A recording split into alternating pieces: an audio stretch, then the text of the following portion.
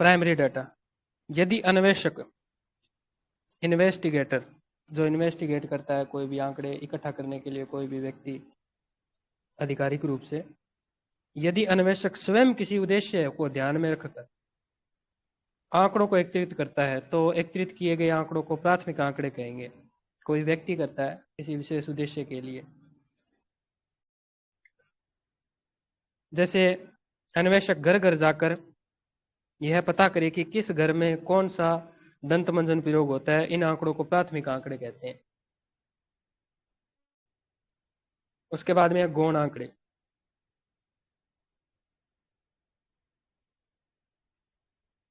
यदि अन्वेषक, मेरा माइक ना बीच बीच में ऑफ हो जाता है, तो कई बार अगर ऑफ हो तो पता नहीं चलेगा मेरे को, कोई बता देना। यदि अन्वेषक किसी ऐसे स्रोत से आंकड़े लेता है, यानी अन्वेषक होता है वो किसी ऐसे स्रोत से आंकड़े लेता है जहां सूचनाएं पहले से एकत्रित है, जहां सूचनाएं पहले से एकत्रित है, तो एकत्रित किए गए आंकड़ों को गौण आंकड़े कहेंगे। इस स्थिति में जिसने ये आंकड़े एकत्रित किए हैं उनके लिए आंकड़े प्राथमिक होंगे, और जो इन आंकड़ों का प्रयोग करेंगे उनके लिए आंकड़े गौण हो जाएंगे। जैसे जनसंख्या के आंकड़े कैसे हो सकते हैं? द्वितीयक होंगे जैसे या पशु गणना सेकेंडरी होती कह है, सकते हो। सेकेंडरी कह सकते हैं। क्या व्यक्ति खुद के लिए करता है क्या? ये खुद के लिए तो नहीं करता, सरकार के किसी काम के या फिर सरकारी काम के लिए करता है। जैसे मुझे कोई चीज की जांच करनी है, या फिर कितने व्यक्ति हैं जो पढ़ रहे हैं गांव में, पता करना है, मुझे ट्यूशन चलानी है और मुझे पता करना है कि 6वीं से लेकर 10वीं तक के कितने बच्चे हैं वो कोचिंग करते हैं या ट्यूशन जाते हैं। तो वो जो आंकड़े मैं इकट्ठा करूंगा ना, वो मेरे लिए प्राथमिक होंगे और मेरे लिए ही होंगे वो प्राथमिक। परंतु मैं अगर जनसंख्या के आंकड़े इकट्ठा करूंगा ना, तो वो किसी संस्था के द्वारा मुझे प्राधिकारी बनाया गया है। तो विनोद कुमार आप जाओ और आंकड़े इकट्ठा करो, इससे संबंधित कितने महिलाएं, कितने पुरुष है, कितने बुजुर्ग व्यक्ति हैं। तो जब मैं उन आंकड़ों को इकट्ठा करूंगा तो वो मेरे लिए तो प्राथमिक है, परंतु मैं जिनके लिए कर रहा हूं ना, जिन व्यक्तियों के लिए आंकड़े इकट्ठा करके दे रहा हूं जिनको, वो उनके लिए द्वितीयक आंकड़े हैं। इन आंकड़ों का प्रयोग करेंगे, उनके लिए गौण आंकड़े कहलाएंगे। उदाहरण के लिए यदि अन्वेषक किसी अध्ययन के लिए किसी सरकारी रिपोर्ट या प्रकाशन से आंकड़े लेता है तो उसके लिए ये आंकड़े गौण आंकड़े कहलाएंगे। जैसे अब की बार आपके कितनी किताबें छपी है या कितने नहीं छपी है, कितने आपने कौन कौन से नए नए एडिशन निकाले हैं, तो इस प्रकार से छोटे हैं। गौण आंकड़े क्या होते हैं वो थोड़ा सा एक ये शब्दावली में आएगा। आंकड़े गौण आंकड़े कहलाते हैं तथा सरकार या प्रकाशक के लिए आंकड़े प्राथमिक आंकड़े होंगे। अब प्राथमिक आंकड़ों का संग्रहण है ना, वो दो प्रकार से होता है। संग्रहण यानी कि उसका इकट्ठा करने से संबंधित है। संगणना विधि यानी कि कुछ ऐसी शब्दावली होगी जो हमारी पहले से पढ़ी हुई नहीं होगी। संगणना विधि, इस विधि में क्या है कि समष्टि पॉपुलेशन के प्रत्येक मद आइटम के संबंध में सूचना एकत्रित की जाती है। इस रीति का उपयोग उस अवस्था में किया जाता है जब अनुसंधान का क्षेत्र सीमित हो, जब अत्यधिक शुद्धता अपेक्षित हो तथा जब धन, समय, आसानी और पर्याप्त मात्रा में उपलब्ध हो। यदि संगणना विधि से कुछ समस्याओं का समाधान नहीं किया जा सकता, जैसे गुणवत्ता नियंत्रण, इसके अलावा संगणना विधि अत्यधिक खर्चीली है तथा इसमें बहुत सारे प्रशिक्षित अनुसंधानकर्ता एवं आवश्यकता होती है जो आसानी से नहीं मिल पाते हैं। उदाहरण के तौर पर भारत में जब हरित क्रांति आई तो पायलट प्रोजेक्ट चलाए गए थे, याद है तो किसी को?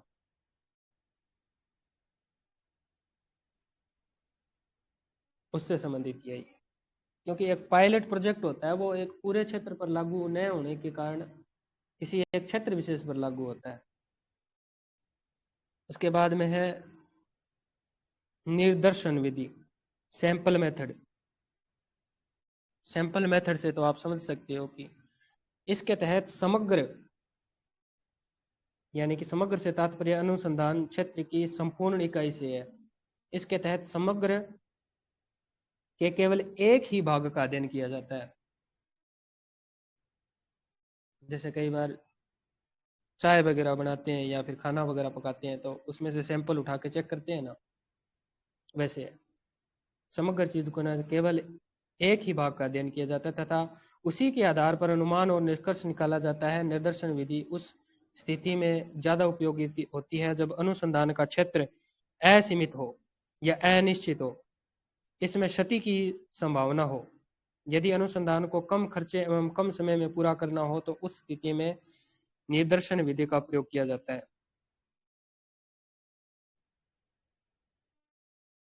आज का टॉपिक पढ़ा हुआ है क्या, या फिर मैं ऐसे ही बोल रहा हूँ?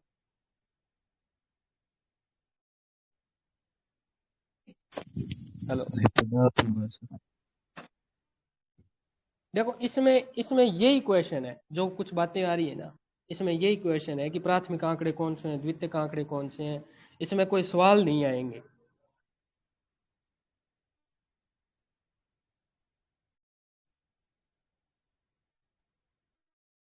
चलो नेक्स्ट देख लेते हैं। ये इसमें आंकड़ों का प्रस्तुतिकरण। आंकड़ों को एकत्रित करने का एक निश्चित उद्देश्य होता है। इस उद्देश्य की प्राप्ति के लिए आंकड़ों को इस प्रकार से प्रस्तुत करना होता है कि उनका कोई अर्थ निकले और आसानी से समझा जा सके। आंकड़ों को निम्न रूप से प्रस्तुत कर सकते हैं। सारणी के रूप में, अवर्गीकृत बारंबारता बंटन सारणी, ये इसमें पूछ सकता है कोई क्वेश्चन कि सारणों निम्न में से किससे है कि सारणी के रूप में प्रदर्शित कर सकते हैं। और अवर्गीकृत बारंबारता और वर्गीकृत बारंबारता बंटन। आलेख विधि, ये प्रकार है आलेख के। दंडारेख होते हैं, बार चार्ट होता है। उसके बाद में है एक समान चौड़ाई और परिवर्ती चौड़ाई वाले आयत चित्र। आयत नहीं होती, वो कॉलम से खड़े कर देता है, वो है इससे। बारंबारता बहुभुज। कुछ अन्य लेख है, पाइया लेख है। बाकी तो ये नाम ही याद रखने पड़ेंगे आप।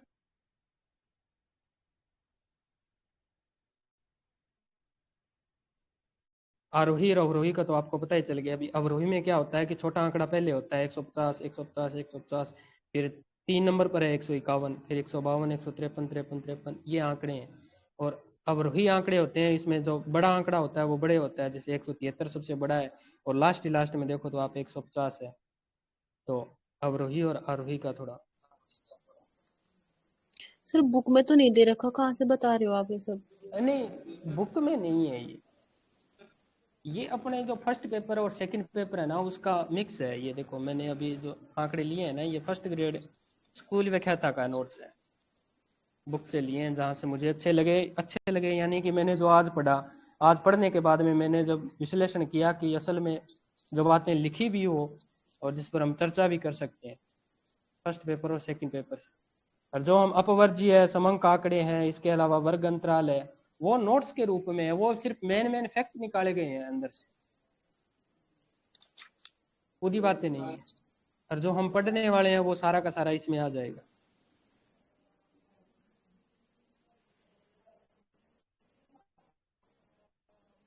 ये पीडीएफ पेज इसी का है क्या सर? हाँ इसी का है पीडीएफ। अब देखो यहाँ पे दूसरा है ना, यहाँ पर दूसरे कॉलम में जैसे वर्ग क्या होते हैं। अब आपसे वर्ग पूछे कि वर्ग क्या होते हैं, तो वर्ग कहते हैं उन समूहों को वर्ग या वर्ग अंतराल कहते हैं। जैसे 146 और 150 का जो आंकड़ा है ना, ये लिखा हुआ है, ये वर्ग है पूरा का पूरा। और 146 से 150 के बीच में जो अंतराल है ना, वो है वर्ग अंतराल। जैसे वर्ग की माप, अगला पॉइंट है वर्ग की माप। तो वर्ग के माप को वर्ग माप या वर्ग चौड़ाई कहते हैं।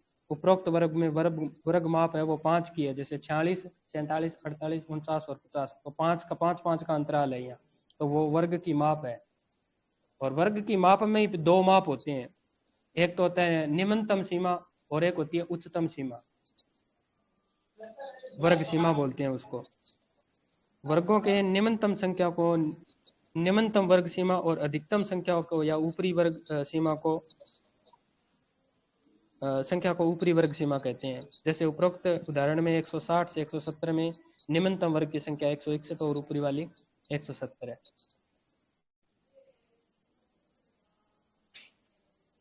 को संख्या को ऊपरी वर्ग सीमा कहते हैं। जैसे उपरोक्त उदाहरण में 160 से 170 में निम्नतम वर्ग की संख्या 161 और ऊपरी वाली 170 है।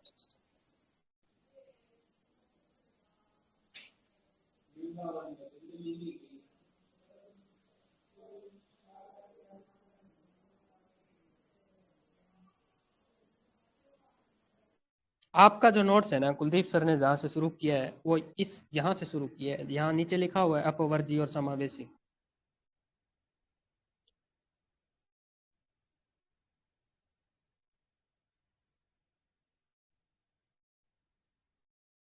समक श्रेणी क्या होती है, यहाँ से शुरू होता है। अपवर्जी और समावेशी होते हैं ना, ये दोनों समक श्रेणियों के हिस्से हैं। अब आपसे पूछे भी समक श्रेणी कितने प्रकार की होती है, तो समक श्रेणी दो प्रकार की होती है।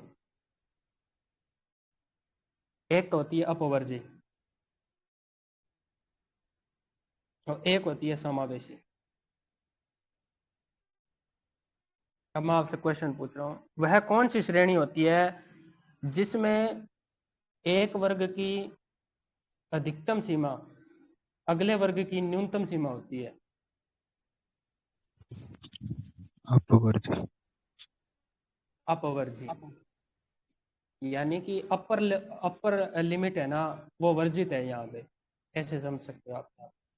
किसी भी वर्ग की, जैसे मैंने आज क्वेश्चन पूछा था ना एक अपवर्जी और समावेशी का, जैसे दो कॉलम है, 0 से लेकर 10 का है और 10 से लेकर 20 का है। अब इसमें 10 किस में शामिल होगा, ऊपर वाली में होगा या निचले वाली में होगा? नीचे वाले। नीचे वाले में होगा। अब अगर आपसे पूछे 9.9 या 9.95, ये किस में शामिल होगा?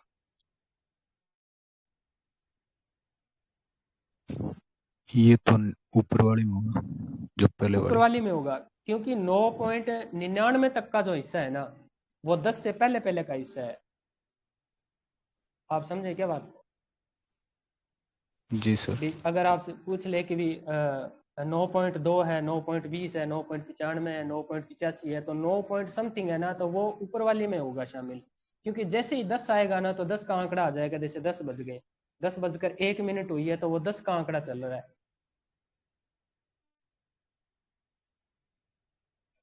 या ऐसे नहीं होगा?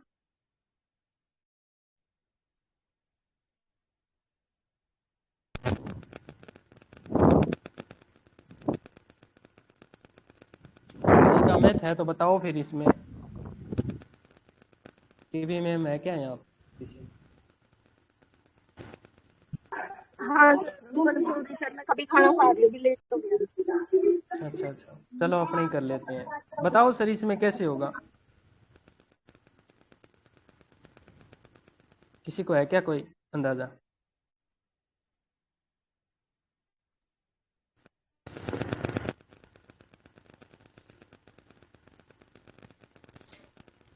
जीरो की एक संख्या है, जीरो से शुरू होता है एक, पर एक से पहले भी बहुत सारी संख्याएं होती है। जैसे 0.25 हो गया, 0.50 हो गया, 0.75 हो गया, 0.90 हो गया, 0.98 हो गया। तो 0.98 एक का हिस्सा है या एक से बाहर का हिस्सा है?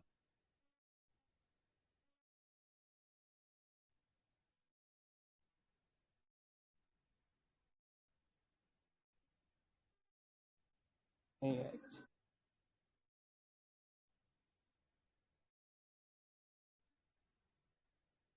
चलो सबसे बड़े इतनी बात कर लेते हैं कि अपवर्जी एक वर्ग अंतराल करने की दो रीतियां हैं। एक तो है अपवर्जी। अपवर्जी में क्या होता है कि जो किसी एक वर्ग की जो अंतिम सीमा होती है ना, वही दूसरे वर्ग की प्राथमिक सीमा होती है, प्राथमिक लिमिट होती है वो। परंतु समावेशी में ऐसा नहीं होता है।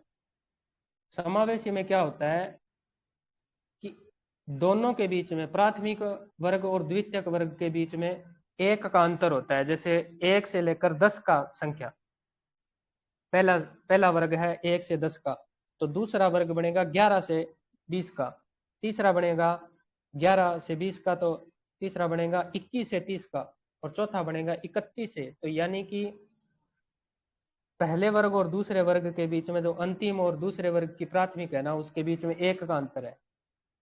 कोई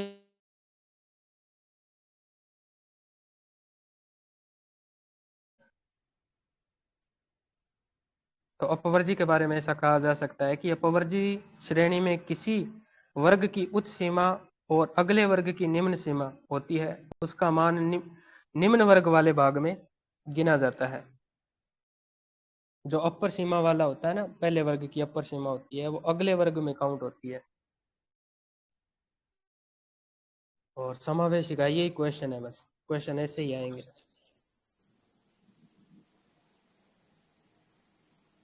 इसमें लिखा भी है, जब वर्गों की रचना अपवर्जी रीति से की जाती है तो इसमें एक वर्ग की उच्च सीमा दूसरे वर्ग की निम्न सीमा होती है। जैसे 30 से 40, 40 से 50, 50 से 60, 60 से 70, 70 से 80। तो इसमें देखो, पहले वर्ग का अंतिम सीमा 40 है, दूसरे वर्ग की। यही क्वेश्चन है, यही है सबसे बड़ा। अगर ये जो फंडा समझ में आ गया ना, तो उसके बाद में तो सारा सरल ही है बात।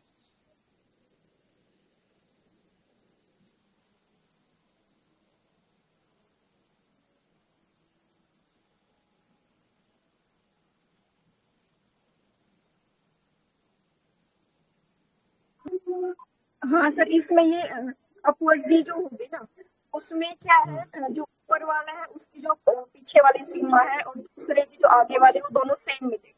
लेकिन जहाँ समावेशी होगी ना, वहाँ जस्ट अगले नंबर से स्टार्ट होगी। हाँ, अगर अगले नंबर वैसे भी से। दिमाग ना रहे तो बस इतना याद किया जा सकता है कि अपवर्ड जी में एक की लास्ट और दूसरे की शुरू वाली सेम मिलेगी, और समावेशी में दोनों अलग अलग मिलेगी। अगर वो 9 पे खत्म हो रहा है तो अगली 10 से स्टार्ट होगी, और अपवर्ड जी में 9 पे खत्म हो रहा है तो 9 से ही स्टार्ट होगी। क्योंकि जो 9 है ना, वो ऊपर वाली में शामिल नहीं हुआ, हमें इसको दोबारा लिखना पड़ा है, क्योंकि अब हम उसको नीचे वाली में लोअर लिमिट के साथ उसको शामिल करेंगे। आज का क्वेश्चन ये था मैम कि जैसे 9.5 है, 9.5, वो हाँ, किस में शामिल होगा? अगर अपवर्जी जीरो में। अपवर्जी की कॉलम अब हम है, कॉलम कितना है, कॉलम 1 से लेकर 9 तक का है। तो फिर अगली में शामिल होगा वो। अच्छा, फिर 9.5 उसमें शामिल नहीं होगा। नहीं, तो उसमें 9.5 तो 9 से ज्यादा हो गया ना, वो तो अगली में चला गया। हाँ, ये 9 भी से बात कम सही है। अगर 8.5 है हाँ, तो वो ये शामिल होगा। सही अगर एक ग्रुप में हम 9 साल तक के बच्चे ले रहे हैं तो 9.5 वाला तो बाहर हो गया ना, वो तो ज्यादा हो गया। है। उसमें समावेशी में, जैसे अभी समा मैंने स्क्रीन पर देखो, आप स्क्रीन पर समावेशी का उदाहरण है। 30 से लेकर 39 तक है और 40 से 49 तक है। अब है मेरे पास आंकड़ा 39.5। अब ये फोन पे 39.5 है, सर मेरे पास ये कुछ ये आई किस नहीं में रहा काउंट? स्क्रीन पे। एक ये सर 40 से 49 वाले में होगा, 39 से अधिक है ना। ये 40 की शुरुआत तो वहां से नहीं होती क्या? 40.1, 40.2, या फिर 40.1 होते 41 की सीमा शुरू हो जाती है। सर जैसे मेरे दस पास कुछ आ बजकर ही नहीं रहा, आपने स्क्रीन जो शेयर तो किया हुआ सर है। यहाँ पे एक का अंतर होता है ना उसमें, तो इन दोनों में शामिल नहीं नहीं, होगा। एक मिनट, एक मिनट, मेरी स्क्रीन आपके पास शेयर नहीं हो रही है क्या? हाँ हो मेरे रही पास नहीं, हाँ हो रही है। मेरे पास नहीं हो रही सर। कि मैम ऊपर ऊपर देखो, जहां पर वीडियो कॉलिंग होती है ना, वीडियो कॉलिंग में कई हाँ बार हाँ वीडियो हाँ, ओपन, वहां मिल गया क्या? एक सेकंड।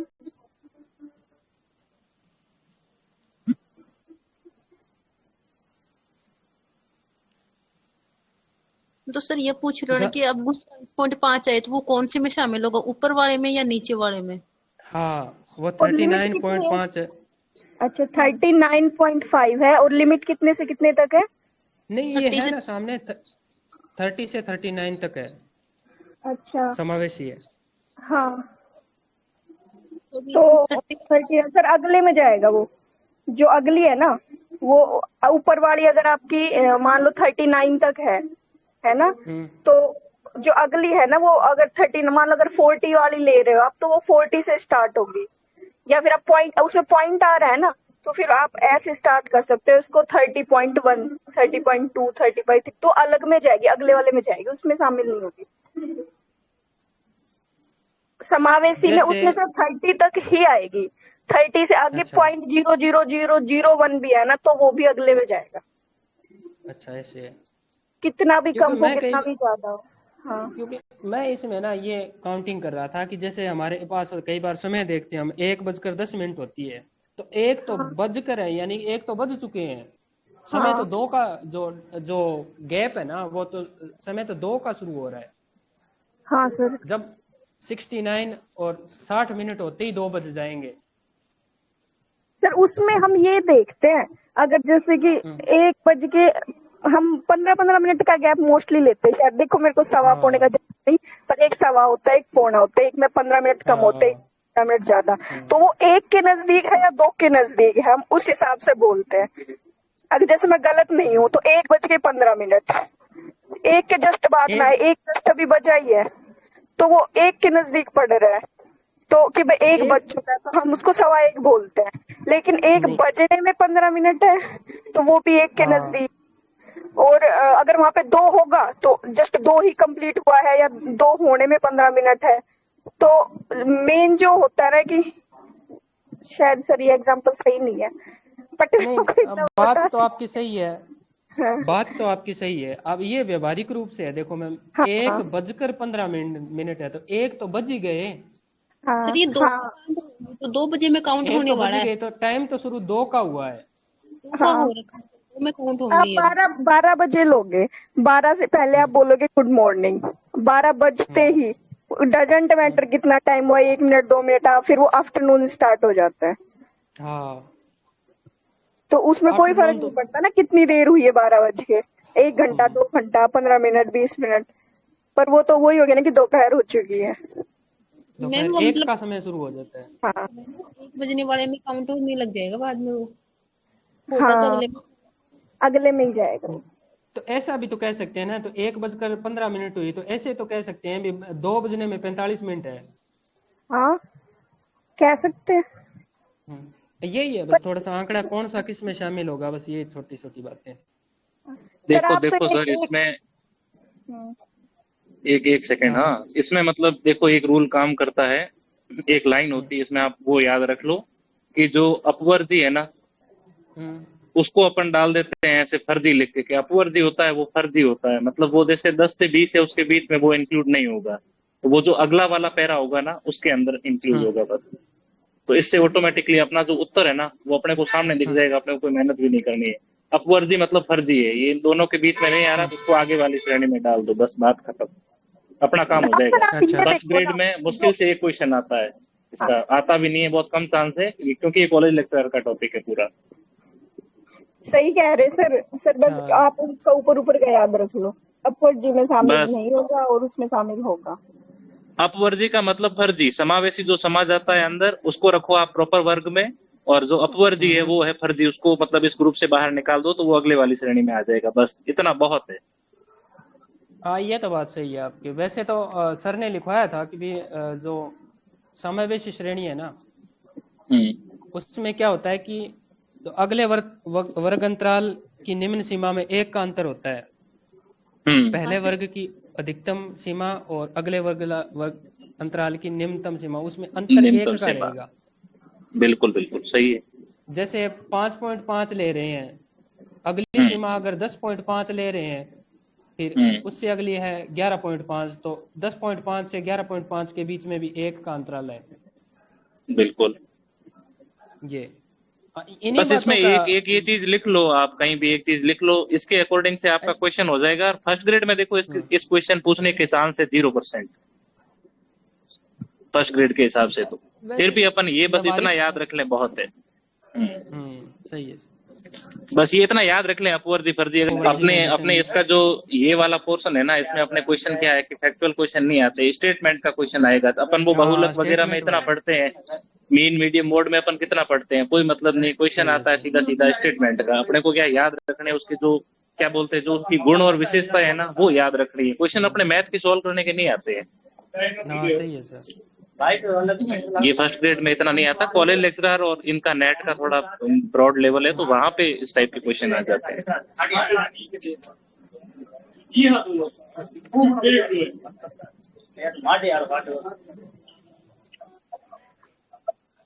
ये कुछ दंडारेख है, ये तो पहले फर्स्ट पेपर का है, कुछ मटेरियल है।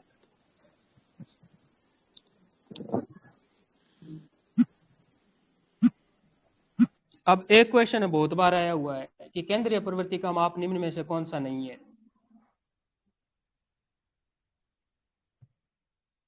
तो केंद्रीय प्रवृत्ति के 3 माप है, मीन, मोड और मीडियन। माध्य को x बार से लिखा जाता है क्या? और माध्यक को m से, माध्यक को m से, और बहुलक को किससे लिखा जाता है? बहुलक का कोई चिन्ह है क्या? मुझे जेड। अच्छा जेड है, मैं सोच रहा था सारा दिन, मुझे मिला ही नहीं। जेड एक्स बार, एम और जेड। इनका क्वेश्चन देखो ये आएगा फर्स्ट ग्रेड में। इन तीनों का वो पूछते हैं, समानांतर पूछते हैं, जो शायद पिछली बार भी मेरे हिसाब से पूछा था। हालांकि मैंने फर्स्ट ग्रेड नहीं दिया है, इस बार वाला कॉलेज लेक्चर दिया है, तो शायद ये पूछते हैं, उनकी इक्वलिटी से रिलेटेड पूछते हैं। तीनों के वो सूत्र लिखते हैं, माध्य बराबर, जैसे माध्यिका माइनस बहुलक, इस टाइप का क्वेश्चन बनता है इसमें। आप इस क्वेश्चन की बात स्क्रीन पर अगर आपको दिखाई दे रहा है तो आप इस क्वेश्चन की बात कर ले, 1 नंबर की। नहीं, मैं तो है ना, इन तीनों के बीच में रिलेशन क्या है, माध्य, माध्यिका और बहुलक, ये तीनों जो केंद्रीय प्रवृत्ति के माप है ना, इसमें 2 क्वेश्चन सीधे बेसिक बनते हैं। एक वो क्वेश्चन आता है ना, 3 माध्यक बराबर बहुलक प्लस 2 माध्य, बस वही बता रहा हूँ वो सुपर उसी का बता रहा हूँ। वो ये होता है कि देखो अब हाँ आप बताओ सर। मैं ये बता रहा हूँ कि जैसे अपन सिलेबस का जो टॉपिक पढ़ते हैं ना, तो 50% से ज्यादा चांस है कि एग्जामिनर इस प्रैक्टिकल पार्ट में उससे नीचे जाता ही नहीं है। उसने टॉपिक पढ़ा और टॉपिक से सीधा बेसिक क्वेश्चन दे दिया। तो अपने जैसे टॉपिक में सीधा लिखा हुआ है कि केंद्रीय प्रवृत्ति के माप, माध्य, माध्यिका, बहुलक, तो यहाँ से वो 2 क्वेश्चन बनाएगा कि केंद्रीय प्रवृत्ति के माप कौन कौन से है, इनमें से कौन सा नहीं है। यहाँ 2-3 पूछेंगे कौन कौन से है, वो नीचे ऐसे ऑप्शन बना के दे देगा। ठीक। दूसरा ये पूछेगा कि भाई इन तीनों को कौन कौन से साइन से दर्शाया जाता है। और तीसरा क्वेश्चन बनता है कि इन तीनों के बीच में क्या रिलेशन है। बस क्या रिलेशन है? हाँ, अगर रिलेशन ये क्वेश्चन ही बनेगा। तो क्या होना चाहिए अगर रिलेशन की बात करें तो? वो जैसे एग्जैक्ट मुझे आइडिया याद नहीं, अभी आप बता रहे थे ना, बहुलक बराबर माध्यिका माइनस माध्य, ऐसा कुछ वो वाला है। वो ही फिक्स है, वही आएगा क्वेश्चन नेक्स्ट। तो हाँ नहीं, वो तो कह तो रहा हूँ, वो तो सुपर क्वेश्चन है। उसके अलावा बाकी जैसे माध्य क्या होता है? माध्य होता है आंकड़ों का औसत, होता है राशियों का योग बटे राशियों का संख्या। हाँ, कैलकुलेशन इतनी हार्ड पूछते ही नहीं है, बहुत बेसिक कैलकुलेशन आएगी जो अपन कोई भी किताब में देखेंगे अपने को समझ आ जाएगा। नहीं तो देखो यूट्यूब पे वीडियो डाल के देख लो, आपको कोई भी समझा देगा ये बहुत इजीली। माध्य, माध्यिका और बहुलक तीनों को बेसिक अपने को आना चाहिए कि क्या है, बस। जैसे 5 आंकड़े दे दिए हमें और उसमें से पूछ लिया अभी निम्न में से कौन सा बहुलक है, सरल क्वेश्चन है। तो बहुलक का तो उसमें देख लेते हैं कि जिस संख्या की आवर्ती बहुत बार आई हुई है तो वो बहुलक है, बस जेड हो जाएगा। बिल्कुल बिल्कुल। और माध्यक जिसको मीडियन बोलते हैं, वो माध्यक निकालेंगे तो उनको सबसे पहला काम करेंगे अगर अरेंज करना है। अरेंज माध्य में नहीं होता, अरेंज होता है माध्यिका में। हाँ माध्यिका, अरेंज का रोल होता है माध्यिका में। माध्यिका का पहला रूल यही है कि आप जो भी आपको दी हुई है उनको अरेंज में करो, नहीं तो माध्यिका निकल नहीं पाएगी। बस माध्य को तो सीधा कैलकुलेशन करके बट्टा 2 कर दो, कुछ है ही नहीं उसमें तो। सही है। बस इससे ज्यादा ना तो मैं तो कह रहा हूँ इसमें पढ़ना है ना उलझना है, क्योंकि इससे बाहर क्वेश्चन इसमें आता नहीं है। मापनी है तो मापनी को सीधा सीधा पढ़ो, इनको सीधा सीधा पढ़ो। मैप है, प्रोजेक्शन, तो इसमें जो एनसीईआरटी में मार्केटर दिया हुआ है अपने को बेलनाकार दिया हुआ है, ठीक है, इनको फिक्स पढ़ो, इनका रूल पढ़ो कि भाई इनके अंदर मतलब कौन कौन सी हाँ सही है। सिचुएशन को दर्शाया जाता है। सीधा पूछेंगे कैप का हीरा वगैरह, ये रेल मार्ग कौन से पे दर्शाया जाएगा, ध्रुवों को कहाँ दर्शाया जाएगा। मतलब ये फर्स्ट ग्रेड में तो कुछ भी नहीं है प्रैक्टिकल में लोड ले जैसा, बस वही है कि आदमी क्या कहता है, पहले से अपन लोड ले लेते हैं कि यार प्रैक्टिकल प्रैक्टिकल प्रैक्टिकल प्रैक्टिकल में देखो तो सर क्वेश्चन कैसा पूछा हुआ है। सरल ही होता है वैसे तो सर। कभी डेप्थ में नहीं जाता है ऐसे एग्जामिनर। कॉलेज लेक्चरर में आपको जो टॉपिक दिया है उसको आप मतलब डेप्थ में उतरना पड़ता है, और फिर नेट तो है ही अपार, उसका तो कुछ कह ही नहीं सकते। बस तो ये इसमें वाला तभी है तो फर्स्ट इसमें ग्रेड फिर में। अभी तो हमने ज्यादातर जैसे है हमने बात की अपवर्जी की, उसके अलावा समावेशी की, या फिर तीनों इसकी माध्य और माध्यिका और बहुलक तीन की इनकी बात कर ली, और बाकी हाँ, तो कोई अपवर्जी वाला क्वेश्चन कर ही टॉपिक नहीं थोड़ा रहे सा हैं। क्या डिफिकल्ट है, अपवर्जी वाला थोड़ा सा डिफिकल्ट है, ऐसे किसी के समझ में नहीं आता है क्योंकि उसमें उलझ जाते हैं और फिर छोड़ देते हैं। जबकि इसका एक फंडा याद रखो, बस जो अपनी हाँ। लिमिट से बाहर जा रहा है, जैसे 10 पॉइंट कुछ आ रहा है, वो है अपवर्जी, और वो होती चीज फर्जी जो बराबर नहीं है। और अपवर्जी है जो फर्जी होगा वो किसी में समायोजन नहीं करेगा। जैसे अपने इस ग्रुप में अपन 10 जने हैं, एक जना बार बार कुछ नहीं करेगा कि इसका बताओ ये वो, और इसका किताब में ये लिखा, उसको बाहर निकाल के फेंक दो बस। हाँ ये एक छोटा सा नहीं एग्जाम्पल पूछेगा। याद रखो, पेपर में बेड़ा पार हो जाए। मुझे नहीं पता, मैं तो इस ग्रुप में कब से ऐड हूँ, मैं तो अभी बैठा था और मैंने एकदम से देखा ये कुछ हो रही थी स्ट्रीम, तो मैं हमने तो ऐड हो सर गया। फर्स्ट ग्रेड ज्योग्राफी का पूरा सिलेबस निकाल दिया, बस अब ये ही रहा है, सांख्यिकी रहा है बस। तो पता नहीं, मैं इसमें ऐड हूँ लेकिन मैंने इतना ध्यान दिया नहीं है। अभी मैंने एकदम से देखा तो मुझे ऐसे लगा कि क्या चल रहा है, तो मैंने थोड़ी देर आप लोगों को सुना 5 मिनट, तो मैंने कहा अब 2 मिनट में भी बोल जाता हूँ। बढ़िया, अच्छा किया सर, आना था। जैसे पिछली बार कई बार क्वेश्चन आ जाता है, जैसे सिग्मा एफ है, तो सिग्मा एफ है क्या, कोई बारंबारता है कि विचलन है, कोई कोई आवर्ती है कि संचयी बारंबारता है कि आवर्तियों का योग है। तो हमें ये पता तो होना ऐस चाहिए कि असल में, हाँ, बस पता होना जैसे चाहिए, पहले बिल्कुल आपने, बिल्कुल। हाँ पहले आपने बताया था कि भी जैसे जेड का मुझे पता नहीं था, मुझे पता तो था हाँ। पहले, परंतु क्या है कि मेरे पास नोट्स थे, वो मैंने उलट पुलट कर दिए कहीं कहीं, वो सीक्वेंस में नहीं थे। तो जेड का पता चल ओके। गया। अब जहां भी जेड लगा होगा तो इसका पता चल हम्म। जाएगा कि ये असल में बहुलक है। परंतु एक्स हाँ और एक्स बार में भी अंतर है, एक्स बार लगा है तो इसका मतलब वो माध्य है, हाँ, एक्स बार का मतलब माध्य मीन है। है। हाँ मीन हाँ, है। उसी मेन प्रकार है, से सही एक है। होता है सिग्मा और एक होता है हाँ सिग्मा एफ। हाँ तो सिग्मा का तो अर्थ होता है जोड़, योग, हाँ। और और सिग्मा एफ एफ का का क्या मतलब अर्थ होता होता है? है, एफ का मतलब होता है फ्रीक्वेंसी, आवर्तियों का योग। बारंबारता। हाँ बस ये दिक्कत ये रहती है कि इसमें अपन है ना इंग्लिश टर्मोलॉजी पे नहीं जाते हैं थोड़ा सा, बस थोड़ा सा अपने को पता रहता है, तो ये क्वेश्चन वो ऑटोमेटिक आपके पकड़ में आ जाता है, क्योंकि इसके बहुत सीधे साधे ऑप्शन होते हैं। जिस मैंने फर्स्ट ग्रेड का पेपर देखा, मुझे तो कुछ भी नहीं लगा कि इतना, देखो मैंने तो थोड़ी सी मेहनत इस कॉलेज लेक्चर के हिसाब से ज्यादा की, क्योंकि प्रैक्टिकल का पूरा पोर्शन आता है इसमें। तो हाँ सही है, पूरा है। भाई 20-20 क्वेश्चन सबके आते हैं, मापनी की, ये जो अपने कार्टोग्राफी इसके भी होते हैं, स्टैटिक्स के भी होते हैं, और जीपीआई और जीएस जीआईएस इन सब के मतलब जैसे 15-15 क्वेश्चन आते हैं, तो 50 क्वेश्चन आते हैं कॉलेज लेक्चरर में तो इन पूरे पोर्शन से। और फर्स्ट ग्रेड में इन पूरे पोर्शन से 10 क्वेश्चन भी नहीं आएंगे। नहीं, 6 एक तकरीब आएंगे, 6 ज्यादा तो नहीं आएंगे, 6 तक आएंगे बस। अब 5-6 में और मैं वही बताऊं, फिर, मार्केटर को सीधा हाँ पूछेंगे, माध्यमादि का बहुलक को सीधा पूछेंगे, मापनी को सीधा पूछेंगे, 3 क्वेश्चन तो भले लिख लो यही आएंगे। बस 1-2 क्वेश्चन अब और जैसे स्टेटमेंट में पूछते हैं। जैसे माध्य का सूत्र है इसका, तो कुलदीप सर ने तो बताया था कि जैसे माध्य का है तो माध्य का आपको सूत्र याद होना चाहिए, एक्स बार बराबर सिग्मा एफ एक्स बटे एन। सिग्मा एफ एक्स बटे क्या होगा, एन होगा। हाँ सही है, इसके स्वेतर अलावा पूछेंगे इसका तो। हाँ माध्य के गुण है, कुछ दोष है।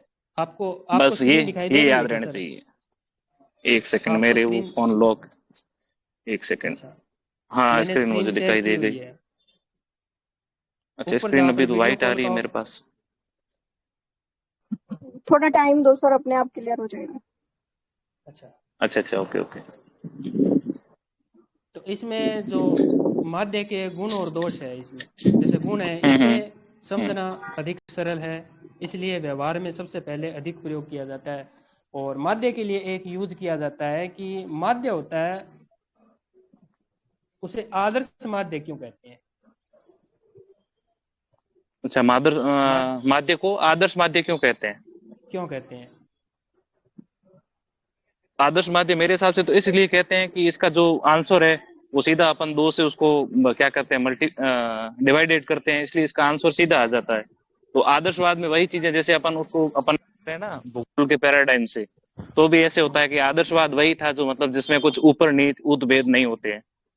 मेरे तो शायद इतना ही है, अभी मैंने कुछ पढ़ा नहीं इतना अब विशेष, मैं मैं तो आपको बस आपको बताता हूँ। लॉजिक बता रहा इसमें वो हूँ। हाँ प्रत्येक मान का प्रतिनिधित्व वाला नहीं है, जैसे हाँ हाँ सबको हाँ जोड़ सर, के। वही यही वही है, वही ये सभी बहुलक का होता है ना, प्रतिनिधित्व करता बहुलक और माध्यिका दोनों होती है ना, वो प्रत्येक पद का प्रतिनिधित्व नहीं करता है। हम्म जैसे बहुलक कहाँ करेगा, बहुलक में तो जो संख्या ज्यादा है वही करेगी। जैसे आपको लिख दे 5, 10, 95, 88, 89 और 2, 2। अगर दो की हम्म संख्या 2 बार ही आ गई तो 85, 98, 89 ये सारे व्यर्थ हो जाएंगे। सिर्फ 2, 2 को ही काउंट करेगा, वहां पूछेगा बहुलक क्या है तो 2 ही देना पड़ेगा, बाकी संख्याएं निरर्थक हो गई। तो हो गया ना, और ये वैसा ही आदर्शवाद अपने आप में ही हो गया ना। अब समांतर माध्य खुद है ना, जैसे माध्य यही है हम्म एकमात्र इन जो इन तीनों में है ना, केवल और केवल यही है माध्य, मीन जिसको बोलते हैं, यही अकेला है जो सभी पदों का प्रतिनिधित्व करता है। प्रत्येक पद का मूल्य होता है यहाँ पर, प्रत्येक पद काउंट होकर अंत में एक अलग से अपना एक आंसर बनाता है, तो वो सभी के योग से बनता है। हाँ बिल्कुल, ये बात आपने बिल्कुल ठीक बात कही है, तो मैंने इस बात को इसका आदर्शवाद से क्यों जोड़ा था। यही कारण है, बस यही कारण हाँ है, बिल्कुल बिल्कुल, हाँ हाँ हाँ बिल्कुल सही है, यही बिल्कुल। कारण है कि यहाँ पर मतलब प्रत्येक इसमें जो पद प्रत्येक का पद है मूल्य वो अपने आप में हाँ स्वतंत्र होता है, ठीक है। स्वतंत्र है, मूल्य है उसका। हाँ यानी कि उसका आपने खुद 5 का संख्याएं मतलब ली हाँ अगर पर्टिकुलर मूल्य है। 4 संख्याएं ओके। ली, एक को अगर छोड़ दिया तो काम नहीं चलेगा। परंतु जो माध्यिका होती है ना, उसमें क्या होता है कि हमें अरेंज करते हैं, अरेंज करने के बाद में हमें पता नहीं कि पहली संख्या छोटी है, जैसे 1 दे दिया, 1, 5, हम्म 95 और 98। तो हम्म पहली और दूसरी संख्या, पहली और अंतिम संख्या में कोई अंतर नहीं है, लगभग 98, 99 का अंतर है। परंतु वो तो सिर्फ बीच वाली काउंट करता है कि बीच में कौन सी आई है। अगर बीच में 75 आई है तो वो तो 75 ही, जो माध्यक बोलेगा ना, माध्यिका बोलेगा, वो तो 75 को ही बताएगा, और आगे और पीछे वाली छोटी बड़ी संख्याओं को वो काउंट नहीं करता है। और बिल्कुल ऐसे ही बिल्कुल बहुलक सही करता है, है। बहुलक में बिल्कुल। 4 बार 2, 2 दे दे, और इसके अलावा 4 संख्याएं 95, 96, 97, 98, 99, 100, 4 ये दे दे सीरीज में, क्रमशः दो छोटी संख्याएं दे दे, 2 और 2, तो वो बहुलक सिर्फ 2, 2 को ही दर्शाएगा। 94, 95, 96, 97, 98 इनको वो निरस्त कर देगा। ओके। और इसकी अंतिम लाइन ये है कि आदर्श माध्य सिर्फ और सिर्फ माध्य ही होता है, आदर्श वही बिल्कुल। कहलाता है, बाकी ये दोनों नहीं कहलाते। ओके, ये है इसकी चलो ये इसी अच्छी में है चीज है, थोड़ा हाँ स्क्रीन। बिल्कुल। हम्म हाँ मुझे दिख गई स्क्रीन, इस अभी शो हो रही है, हाँ, माध्य के इसकी गुण एवं दोष। नंबर 2 पर है, इसकी परिगणना है वो काफी आसान होती है। उसके बाद में है नंबर 3 है माध्य पर निर्देशन, सैंपल के परिवर्तनों का सबसे कम प्रभाव पड़ता है। ये क्या चीज है? ये चीज है कि जैसे सैंपल्स अपन कोई भी चीज है, जैसे इसमें अपने माध्यिका है, तो माध्यिका में अपने को क्या करना पड़ता है, अरेंज करना पड़ता है। तो अपन वो अरेंज करेंगे तो वो क्या है, एक सैंपल के रूप में अरेंज करते हैं कि भाई पहले छोटी संख्या, फिर उसके बाद बड़ी, उसकी मतलब ऐसे हायरार्की के हिसाब से, ठीक। और बहुलक होता है तो उसमें अपने को बहुलक निकालना पड़ता है कि इसमें बहु मतलब जो कौन सा सर्वाधिक वाला कौन है, ठीक है। इसमें अपने को क्या करना है, कैलकुलेशन बटा 2 होता है डायरेक्ट, बस। तो इसका मतलब इसमें वो सैम्पलिंग जो है ना, उसका कोई प्रभाव नहीं पड़ता कि भाई इसको अरेंज करो पहले, या इसमें से ये निकालो कि भाई सर्वाधिक कौन है। इसलिए हाँ, इसका ये मतलब सही इस है चीज का बात। सैम्पलिंग का कोई प्रभाव नहीं पड़ता इसके ऊपर। नंबर 4 पर है माध्य का मान श्रेणी के सभी पदों पर आधारित होता है। किसी एक मद में परिवर्तन कर देने पर समांतर माध्य का मूल्य भी परिवर्तित हो जाता है। बिल्कुल, ये ऐसे स्टेटमेंट पूछे जाते हैं, जैसे अपन क्वेश्चन, क्या अगर टफ बहुलक में क्वेश्चन ऐसा होता बनेगा है ना। क्या ये किसमें? बहुलक के लिए लाइन फिट बैठेगी क्या सर? माध्य का मान अगर श्रेणी यही के लाइन सभी बहुलक के लिए बोले तो पदों पर आधारित होता है, किसी एक में परिवर्तन कर देने पर समांतर माध्य का मूल्य भी परिवर्तित हो जाता है। क्या बहुलक बहुलक में नहीं में? होगा, क्योंकि बहुलक नहीं होगा, बहुलक में तो अपन वैसे भी बहुलता को देखते हैं, और इसमें अगर ये किसी भी पद को चेंज करेंगे तो सारा चेंज हो जाएगा ना अपने आप, यही तो ठीक बात है। कर रहे क्योंकि थे कि नहीं तो दो दो की संख्या, दो की संख्या 2 है, अगर 95 को 96 कर दिया और 96 को 97 हाँ कर दिया तो क्या फर्क पड़ा? क्योंकि उसको लेना ही 2 वाला है, जब हाँ 2 हाँ की संख्या को लेना है, क्योंकि वो 2 बार आई हुई है, तो इस कारण कहते हैं कि बिल्कुल ये उस बिल्कुल। पर लागू नहीं होता है। नहीं नहीं होता, नहीं होता, अब बहुलक पे लागू नहीं होता हम्म, ये। अब इसके सर दोष लाग हैं। हाँ हाँ सर बोलना। हाँ जी हाँ जी। मान लो 5 संख्या है, हम्म। 2 4 3 एक सेकंड मैं लिख लेता हूँ। हाँ हाँ बोलो आप तो, 2 4 3। और दो 8 चार 8 तीन दो हाँ, 8 चार 17 8। और। तीन आठ आठ। तो इसमें बहुलक तो 8 हो गया, 2 बार रिपीट हो बहुलक रही है। 8 हो गए। हाँ ठीक है। ठीक है। अगर हम हम्म। इसमें जोड़ रहे हैं सभी संख्याओं में 2 2, तो हम्म। चेंज क्यों नहीं होगा? चेंज तो होगा बहुलक। 8 से 10 नहीं होगा अरे क्या?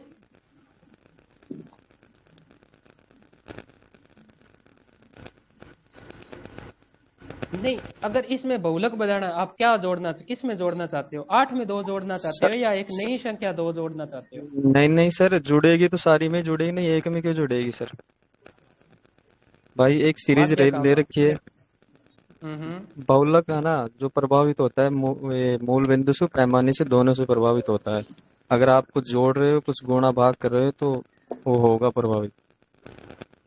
मान लो 8 आ गए, बता रहा हूँ, 5 संख्या ले ली 5 सीरीज में। हम्म। अब मान लो सभी हम्म। में 2 2 जोड़ दिया, तो लास्ट की 8 8 थी वो 10 हो गई, 10 10। तो अब बहुलक हम्म। याद करेंगे तो 10 ही तो आएगा। तो मेरे हिसाब से तो नहीं, यही ये होना चाहिए। बहुलक नहीं है सर, बहुलक नहीं बात कर रहे हैं हम, तो माध्य की बात कर रहे हैं। मीन है सर ये, अभी आपने प्राइमरी। आपने पूछा था ना भाई, प्रभावित होगा कि नहीं होगा, तो बहुलक भी प्रभावित होगा, मेरे कहने का मतलब ये है।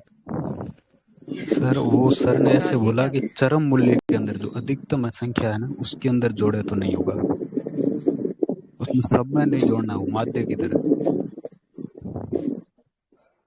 ये देखो 4 नंबर की लाइन है ना, एक बार दोबारा पढ़ो, मैं आराम से पढ़ देता हूँ एक बार। इसमें क्या कह रहा है कि माध्य का मान श्रेणी के सभी पदों पर आधारित होता है, यानी कि सभी पद 5 है तो पांचों ही पदों पर, न कि 4 पदों पर।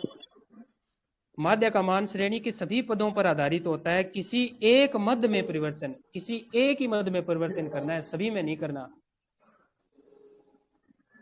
किसी एक मद में परिवर्तन कर देने पर समांतर माध्य का मूल्य भी परिवर्तित हो जाता है। जैसे हमने औसत निकाला था, तो औसत में जैसे आपने 2 4 3 8 8 किया, तो जैसे ही 2 को हमने और 4 को जैसे ही हमने 6 किया ना, तो इसका क्या हो गया, इसका जो माध्य है वो चेंज हो गया।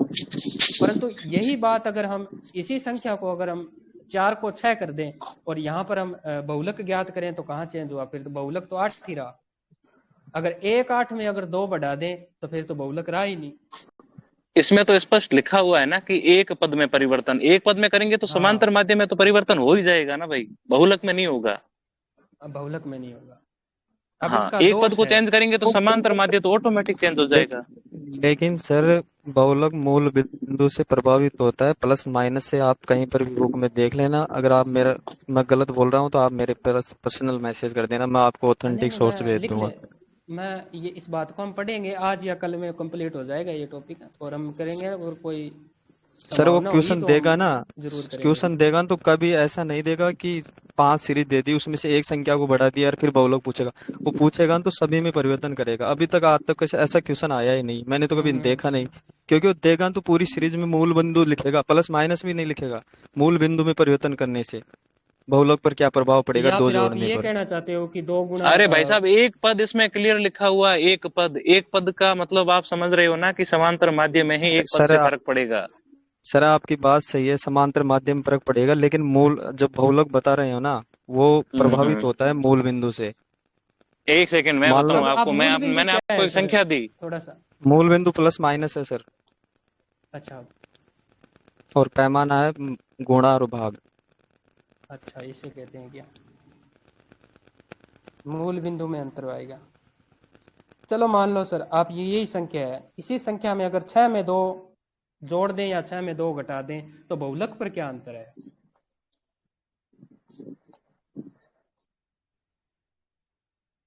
वो तो सभी में जोड़ने पर, अगर 2 को 4 कर दें, 4 को 6 कर दें, 3 को 5 कर दें, 8 को 10 कर दें, 8 को 10 कर दें, तब तो वो पांचों में आ गया। पांचों में अगर 2 2 अंक बढ़ गए, तो फिर तो वो जो बहुलक था उसमें भी 2 2 बढ़ गए, तो वो बहुलक भी खुद अपने आप में 2 बढ़ जाएगा। चाहे कोई भी बहुलक हो, चाहे 4 हो, 4 में अगर 2 बढ़ रहे हैं तो मान लो बहुलक 4 है, 8 8 और 9 है, 1 8 नहीं है 9 है, तो 4 4 2 हो गए, तो फिर वो 4 में 2 बढ़ गए तो वो 4 6 हो गया। कई बार क्या होता है कि सर हमें जो बातें दिखाई देती है ना, आप वाली बात सही हो सकती है, जब हम बहुलक पढ़ेंगे ना तब अगर सामने आई तो हम जरूर बात करेंगे इस पर। अगर हमारी कोई गलती रही तो हम जरूर मानेंगे गलती। कई बार नहीं, क्या होता इन्होंने है कि मतलब है ना, ये अपना अलग अलग अलग पक्ष रख रहे हैं। ये रख रहे हैं मूल, अपन रख रहे हैं एक पद का, और ये बात कर रहे हैं प्लस माइनस और गुणा भाग जो साइन होते हैं ना, उनकी बात कर रहे हैं। क्योंकि गुणा भाग और प्लस माइनस का इसके अंदर समांतर माध्य में कोई रोल ही नहीं होता है। सर रोल कैसे नहीं होता है? तो समांतर कैसे माध्य अपन करेंगे सर? निकालेंगे तो उसमें कैसे रोल होगा बताओ। चलो एक संख्या है जैसे 2, 4, 6, 8, 8 और 10, इसमें करके देखो सर, प्लस प्लस का कोई 8 2 बार है इसमें। नहीं, इसमें 8 8 जैसे 2 बार है ना, तो ये तो अपन बहुलक के मतलब प्रपक्ष से देखेंगे कि भाई बहुवर्त इसमें मतलब प्लस इसकी माइनस बहुलता कैसे किसकी होगा? ज्यादा है। और प्लस किसमें? माइनस वो क्या है चीज, मेरे तो ये नहीं बताया समझ में है कि प्लस माइनस कैसे करना चाहते हैं वो। मतलब एक नई संख्या जोड़ने का ये बोल रहे हैं। हाँ आपने बोला है वो एक मान, मतलब एक कोई पद है जैसे 10 का है, 10 में जोड़ रहे हो आप, और ये कह रहे हैं हम्म पूरी जो श्रृंखला है ना, जैसे 2 4 हम्म 8 8 10 उसमें दो दो जोड़ना है। तो मूल बिंदु वाली भी बात सही है, उसमें भी जुड़ेगा तो चेंज हो जाएगा, जैसे मूल बिंदु और पैमाने में। और अगर चरम मूल्यों में करेंगे, जैसे एक ही पद में जैसे 10 में आप कितनी भी संख्या जोड़ दो उसमें कोई परिवर्तन नहीं होगा। अब अगर 10 में जैसे बहुलक आ गया अपना 8 है, 8 8 2 12, अगर 10 में मैं 25 जोड़ दूं तो 10 और 25 35 हो गए, तो क्या बहुलक में अंतर आया क्या? नहीं आया, वो आप मतलब नहीं एक आया। मान की कह रहे हो, और ये कह रहे हैं पूरे के अंदर जोड़ो, तो मूल बिंदु की बात अच्छा कर रहे हैं ये। अच्छा अच्छा अच्छा, चलो देख लेते हैं इसके दोष और देख लेते हैं, क्या पता कहीं सामने आ जाए। अच्छा दोष अच्छा है। सर, एक सेकंड सर, मेरी हाँ हाँ मेरी एक सर। बात सुन लो, फिर थोड़ा सा मैं हाँ एग्जिट हो जी रहा हाँ हूँ। जी हाँ जी हाँ जी। ये अपना जो ग्रुप है, ये मतलब किसी कोई पर्टिकुलर कोचिंग से जुड़ा हुआ है? कोई कोचिंग नहीं है सर, अपने हैं सारे के सारे विचार। अगर आपको कोई टॉपिक समझ में नहीं आया, बस हम डेली एक टॉपिक लेते हैं, उस टॉपिक के हिसाब से अच्छा बातें करते हैं। किसी के पास कोई क्वेश्चन हो वो अपनी डाउट क्लियर कर सकता है। और कोई अच्छा अच्छा अच्छा अच्छा, कोई ओके, कोचिंग नहीं है ऐसा ही सर, है ना वैसे अगर मतलब। आपसे। हाँ वैसे ऐसे ही कोई भी नहीं, एक्स वाई मुझे ऐसे जेड कोई लगा कि भी भाई जैसे आपके पास फिर क्या है कि वो एक ही सोर्स होगा पढ़ने का, तो ना उसका भी थोड़ा सोर्स। बहुत प्रभाव पड़ सकता है। इसमें क्या है, राजस्थान का कोई जयपुर से है, कोई बाड़मेर से है, कोई जालौर से है, कोई अलवर से है, कोई हनुमानगढ़ से, कोई गंगानगर से, कोई बीकानेर से, कोई भरतपुर से। तो सारे अलग अलग है, हम्म। वो अपने यहाँ पर जुड़ते हैं और उससे संबंधित है बातें करते हैं। कोई कलाम के नोट्स पढ़ रहा है, कोई कुलदीप सर के हैं, कोई विजन का पढ़ रहा है, कोई पहल गाइड पढ़ रहा है, और किसी ने किसी के नोट्स ले ओके। रखे हैं, किसी ने एजुमुथल के ले रखे हैं। तो वो अलग अलग है अपने नहीं, कोई क्योंकि सेक्शन। जैसे ग्रुप काफी बड़ा है, लगभग 2000 लोग हैं। मैं तो अभी मैंने गौर से देखा है, तभी जब जुड़ा हूं तो मैंने सोचा हो सकता है मेरे भी फायदे की चीज हो, क्योंकि ये चीजें डिस्कस होती है ना, तो ये चीजें क्या एग्जैक्ट आपको याद रहती है। बारे में, माध्य के बारे में, राशियों का योग बटे राशियों की संख्या, इसके कुछ दोष है। दोष कितने हैं? दो है, ग्रह दोष है इसके। माध्य दर, माध्य दर, प्रतिशत, अनुपात इत्यादि का अध्ययन करने के लिए उपयुक्त नहीं होता है। मतलब ये कहना चाहता है कि अगर 10% है और 12% है और 13% है, तो इसका जो है ना, जैसे आंकड़े आ गए हमारे 5 6 7 8 9 10, इस प्रकार के आंकड़े गए, उनको तो ये कर लेगा। अगर 5% 7% 12% 14% ये आए तो इनका नहीं करेगा। जैसे अनुपात आ गया कि एक बहुत बड़े बंडल में, या फिर एक स्कूल में, या फिर एक फलों की टोकरी में 1:2, 2:4, या फिर 5:2, इस प्रकार से अनुपात में आ गया। अभी इतने तो फल है, इतने केले हैं, इतने सेब है, तो उनका ये नहीं करता। ये बस इसमें लिखा हुआ है कि माध्य दर, प्रतिशत, अनुपात आदि का अध्ययन करने के लिए उपयुक्त नहीं होता। और नेक्स्ट है 2 नंबर, माध्य का प्रदर्शन ग्राफ द्वारा नहीं किया जा सकता।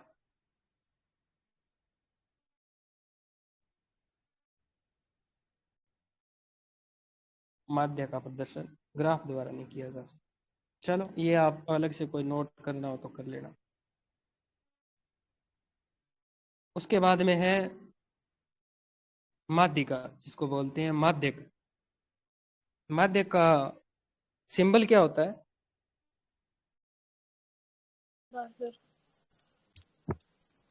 जैसे बहुलक एम को जेड से करते हैं और माध्य अक्स- माध्य को करते हैं एक्स बार से। माध्यिक का एम होती है। हाँ, ये माध्य क है। माध्यक और माध्यिका दोनों सेम ही होते होंगे फिर। हाँ देखो, एक होता है माध्य, माध्य माध्य ये माध्य, माध्य को बोलते हैं मीन, MEAN मीन। और माध्यक होता है ना, माध्यक, उसको बोलते हैं मीडियन, मीडियन। और बहुलक होता है उसको क्या बोलते हैं? मोड बोलते हैं मोड। शायद। हाँ, मोड बोलते हैं। तो ये है माध्यक। अगर आंकड़ों को अवरोही और अवरोही, पहला इसका यही काम है जो एम से प्रदर्शित होगा। इसका सबसे पहला ही काम ये है कि ये जहां भी पूछे तो आपको सबसे पहले आंकड़ों को अवरोही और आरोही क्रम में अरेंज करना है। आरोही होता है सबसे छोटा आंकड़ा पहले और बड़ा आंकड़ा पीछे, और अवरोही जिसमें शब्दों की संख्या 4 है, जो बड़ा है आरोही शब्द से, तो जो बड़ा है उसमें जो बड़ा आंकड़ा आएगा ना वो पहले आएगा। जैसे 15 है, 14 है, 13 है, 12 है, 8 है, 7 है, 3 है और 2 है। इस प्रकार से बड़े रखने के बीच पर बीच वाली संख्या को उन आंकड़ों का माध्यक कहेंगे। जैसे संख्याएं 2 आ गई, 8 और 7 है, 8 और 7 आ गई, दोनों बीच में आ गई, तो 8 को माने या 7 को माने, तो 8 और 7 को क्या करेंगे, प्लस करके उनका माध्यक निकाल लेंगे। 8 और 7 कितने होते हैं? 15 होते हैं। तो 15 7.5 होता है ना, वो उसका क्या हो जाता है? माध्यक। सही है क्या सर? सही है। हाँ, ऐसे ही होगा।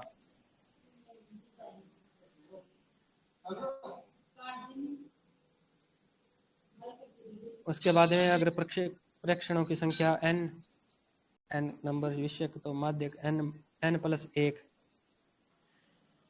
बटा 2 वें प्रेक्षण का मान होगा। ये उसका सूत्र है। n क्या होता है? यहाँ n होता है संख्या, कितनी है।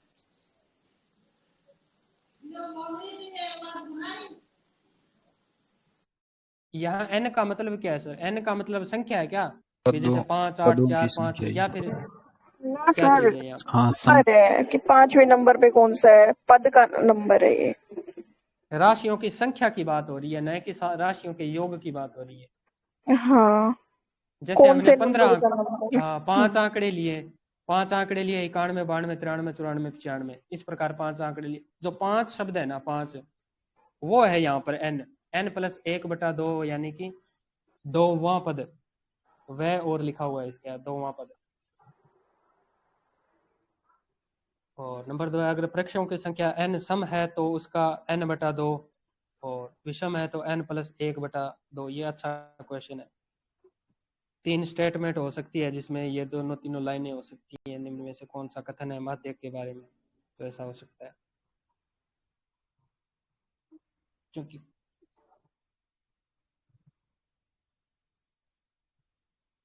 बाकी तो सारे क्वेश्चन है और आरोही और अवरोही में ही पूछे जा रहे हैं सबसे ज्यादा।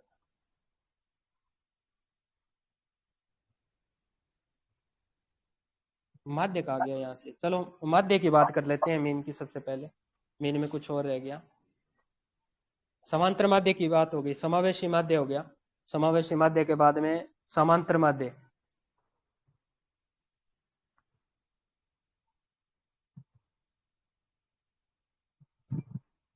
सर, समांतर माध्य है और जो अपन औसत निकालते हैं ना, वो एक ही चीज है, एक ही संख्याओं चीज का है, पर योग कई बार क्या बटा तो उसको औसत। समांतर माध्य कह देते हैं।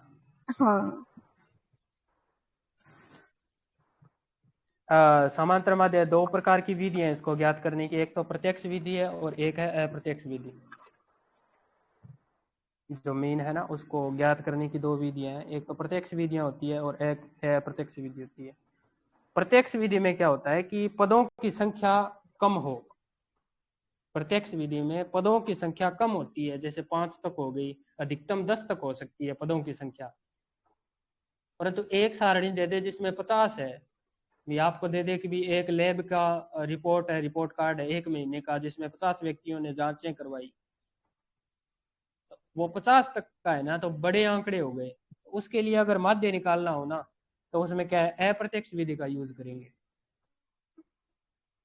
और प्रत्यक्ष विधि में क्या जरूरी है, प्रत्यक्ष विधि में जरूरी है कि पदों की संख्या कम रखनी है, उसमें कम होनी चाहिए पदों की संख्या, पदों की संख्या कम हो तथा मान दशमलव में न हो। जैसे 1 का तो आया 5, ए का 5 है और बी का 5.5 है, सी का है 3.2 और डी का है 4.5। ये 4 ही संख्याएं हैं। तो क्या इन संख्याओं को प्रत्यक्ष विधि से ज्ञात करेंगे या अप्रत्यक्ष विधि से?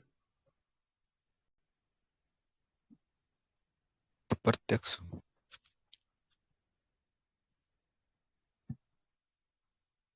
क्वेश्चन तो समझ गए ना आप? हाँ, दशमलव का जहाँ यूज हो रहा है ना वहाँ पे अप्रत्यक्ष या इनडायरेक्ट का हुआ। हाँ, प्रत्यक्ष विधि। अप्रत्यक्ष की बात कर रहे हो या प्रत्यक्ष की बात कर रहे हो? अप्रत्यक्ष, जहाँ भी दशमलव वगैरह हो सर, वहाँ नहीं प्रत्यक्ष विधि नहीं नहीं मैंने कहा नहीं मैम, इसमें एक और समस्या है। इसमें समस्या ये है कि यह कोई ऑथेंटिक आंकड़ा नहीं है भी। अगर आप ये कहो कि ये 100% सत्य है, अगर आप प्रत्यक्ष विधि से ज्ञात करोगे तो इसका आंसर नहीं निकलेगा। हमारे पास आंकड़े 4 ही हैं और चारों के चारों दशमलव में है। तो क्या अप्रत्यक्ष से निकलेंगे या प्रत्यक्ष से निकलेंगे? वो निकलेंगे, प्रत्यक्ष से भी निकल सकते हैं। निकल तो दोनों से हाँ, जाएंगे, पर ऐसे मतलब वो निकल दोनों से जाएंगे, परंतु कई बार क्या होता है कि 50 आंकड़े हैं और 50 के 50 ही उसमें है, दशमलव में है, तब अप्रत्यक्ष लेना है। परंतु आंकड़े थोड़े हैं और अप्रत्यक्ष दशमलव में है, तो हम उसको प्रत्यक्ष से भी निकाल सकते हैं।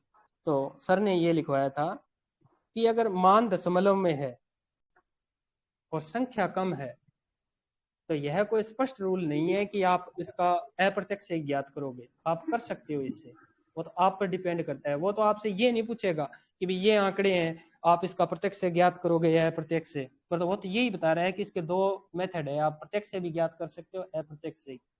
परंतु अगर आपके मैथमेटिकल कैलकुलेशन सही है तो आप अप्रत्यक्ष आंकड़े जो 50 तक के आंकड़े हैं उनको प्रत्यक्ष विधि से भी ज्ञात कर सकते हो।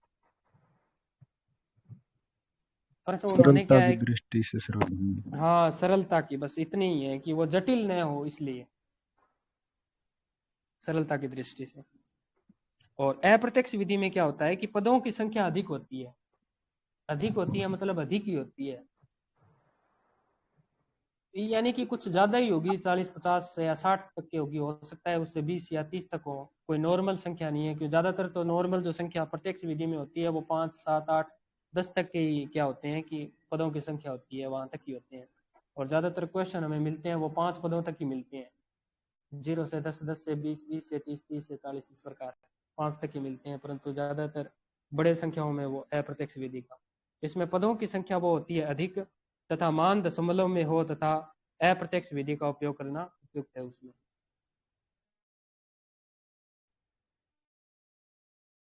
समांतर माध्य के कुछ महत्वपूर्ण पॉइंट थे वो, कि समांतर माध्य में बीज गणितीय गुण पाए जाते हैं। ये कैसे पाए जाते हैं? ये वही है सर, अपन ने वो चर्चा की थी ना, जैसे हाँ, उसमें जोड़ने पर, माइनस करने पर, भाग देने पर, मतलब अगर परिवर्तन हो जाता है तो उसमें बीजगणितीय गुण है, अगर नहीं होता है तो नहीं है। चलो मेरे को ये बताओ, 5 संख्याएं हैं, 1 2 3 4 5, ये पांचों संख्याएं माध्य है या फिर इन राशियों का योग बटे राशियों की संख्या ज्ञात करने के बाद में जो फाइनल उत्तर आता है वो माध्य है?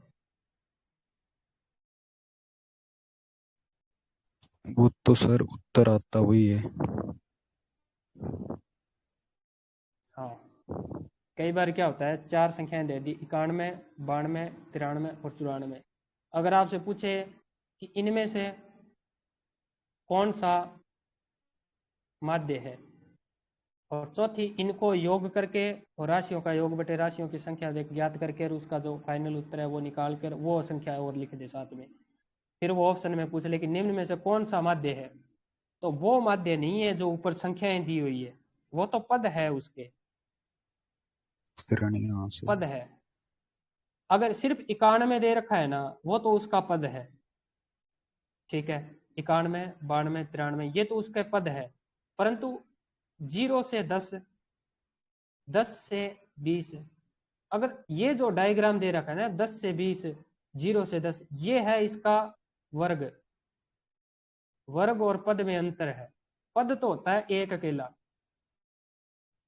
और वर्ग होता है 0 से 10 का। फिर उस वर्ग में भी दो बातें आती है बाहर निकल के, जो हमने बात की है, वर्ग अंतराल जिसको बोलते हैं। तो वो अगर पूछे वर्ग अंतराल कितने का है तो वो कहेंगे 10 का। फिर वो तीसरी बात पूछेगा कि इसकी उच्चतम सीमा क्या है। उच्चतम सीमा है 10। निम्नतम सीमा क्या है? निम्नतम सीमा है 0। यानी कि पद से तो सिर्फ एक अकेला शब्द ही बाहर निकला है। 91 नंबर का जो 91 एक संख्या है तो उसका एक पद है। परंतु जैसे ही वर्ग आता है तो वर्ग के बाद 4 क्वेश्चन बाहर निकलते हैं उस वर्ग से ही। एक तो वर्ग, एक वर्ग अंतराल, एक ऊपरी सीमा, एक निचली सीमा, और एक होता है वर्ग का भी माध्यक, यानी कि वर्ग का भी मध्य। जैसे 0 से 10 है, ये इसका एक वर्ग है, और 10 से 20 है, इसका एक वर्ग है। जैसे 0 से 10 है, इसका जो माध्य है वो है 5, परंतु 10 से 20 का माध्य क्या है ये आप बताओ। 30 हो जाएगा, मतलब वो मध्यमान। हम्म। वो 10 से 20 का ही बोला ना, तो 30 हो गई, 30 हाँ का 10 से 15 हो जाएगा। हाँ 15 हो जाएगा, क्योंकि ये जो संख्या हम ज्ञात कर रहे हैं ना, एक तो हमने 0 से 10 के बीच में ज्ञात की, इसका निकला 5। उसके बाद में 10 से 20 का निकला, हमने 30 निकाला और 30 को 2 से भाग दिया तो हमारे पास फाइनल उत्तर आया 15। दो जो इस वर्ग से जो दूसरी संख्या ज्ञात हो रही है ना 5 और 15, और अगला 20 से 30 का होगा तो उसका हो जाएगा 25। तो जो 5, 15 और 25 ये जो ज्ञात हो रही है ना, इन संख्याओं को क्या बोलते हैं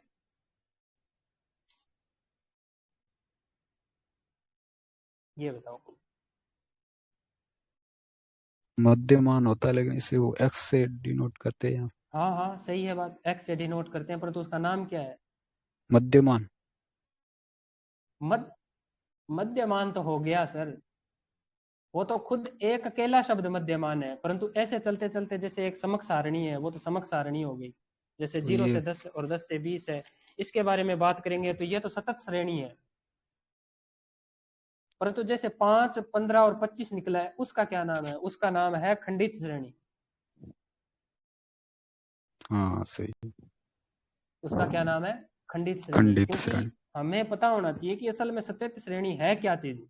हमें ज्यादा क्वेश्चनों पर ज्यादा फोकस नहीं करना है, हमें तो सिर्फ बात चेक करनी है कि असल में चीज क्या है। ये नॉर्मल सी चीज है। अभी 0 से 10 लिया, अब इसका बीच वाला हिस्सा निकाला हमने 5, फिर 10 से 20 है, इसको दोनों का योग किया और तीसरी संख्या निकाली 15। अब 5 और 15 और अगली जो संख्या होगी वो 25 आएगी। ये तो सतत श्रेणी है, परंतु ये 5, 15 ये क्या है? इसका नाम होता है खंडित श्रेणी। और खंडित श्रेणी को किससे डिनोट करते हैं? आपने बताया था अभी, एक्स से।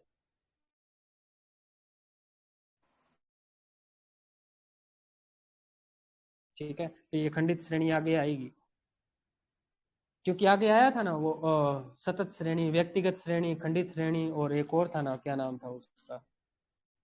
एक तो था व्यक्तिगत श्रेणी, एक था खंडित श्रेणी, खंडित, और एक था एक अखंडित, सतत कह सकते हैं जैसे सतत। हाँ अखंडित। सतत कह सकते हैं। हाँ ये था। मतलब खंडित श्रेणी में शायद वर्ग अंतराल नहीं हो तो भी चलेगा ना। हाँ तो वर्ग अंतराल थोड़ी ना, उसको तो खंडित करके फाइनल कर दिया बीच का।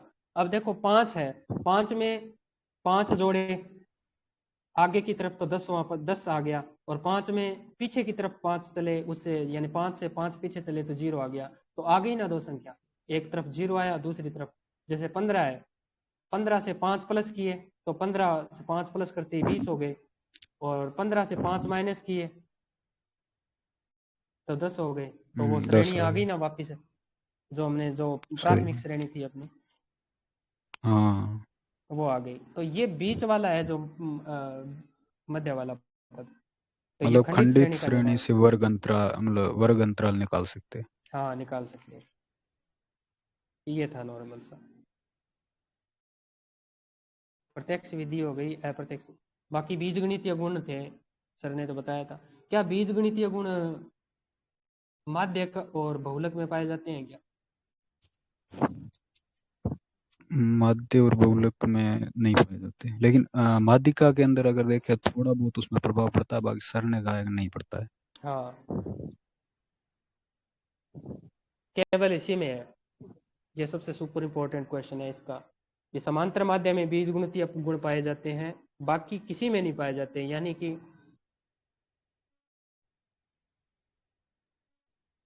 उसके बाद में एक और लाइन है, समांतर माध्य जब समक श्रेणी या समक माला में विभिन्न पद मूल्यों से निकाले गए विचलनों का योग हमेशा शून्य होता है।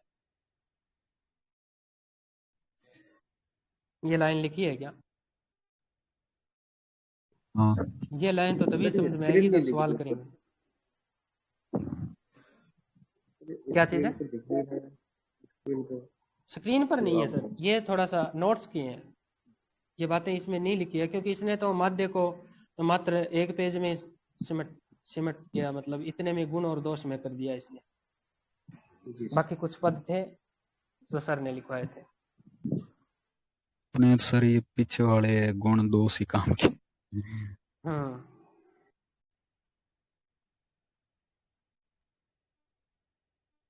अब मेरे को यह बताओ कि कोई एक समक श्रेणी है, फिर उसको लाइन में कन्वर्ट करेंगे। कोई एक समक श्रेणी है, उसका माध्य निकाला, फिर उसका माध्यक निकाला, फिर उसका बहुलक निकाला। तीनों का जब फाइनल आंसर निकला तो तीन संख्याएं हमारे सामने आई। तीनों में सबसे छोटी संख्या किसकी होगी? माध्य की। माध्यिका? माध्य। माध्य की हमेशा सबसे छोटी संख्या होगी ना, वो माध्य की आएगी। तो इसके लिए एक शब्द यूज होता है, आप कोई भी चार संख्याएं लेना और उन चारों संख्याओं में एक दो संख्याओं को क्या है आवर्ती कर देना, करने के बाद में उसका बहुलक भी निकल जाएगा। उसके बाद में उसका जब माध्य निकालोगे, माध्यिका निकालोगे और बहुलक निकालोगे, जब तीनों का जब फाइनल आंसर आएगा ना, तब आप चेक करोगे तो आपको पता चलेगा कि जो माध्य की जो संख्या है ना, जैसे मैंने एक क्वेश्चन था 3 5 6 6, जब मैंने इसका माध्य निकाला ना, तब इसका माध्य आया 5। जब इसका माध्यक निकाला तब इसका माध्यक आया 5.5, और जब इसका बहुलक निकाला तो इसका आया उत्तर 6।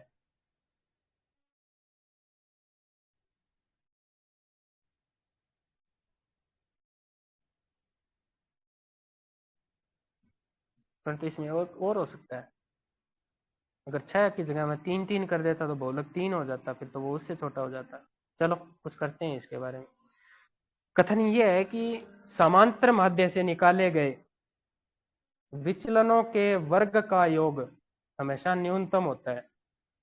ये कैसे है? मैं तो मेरे ही सवाल में फंस गया।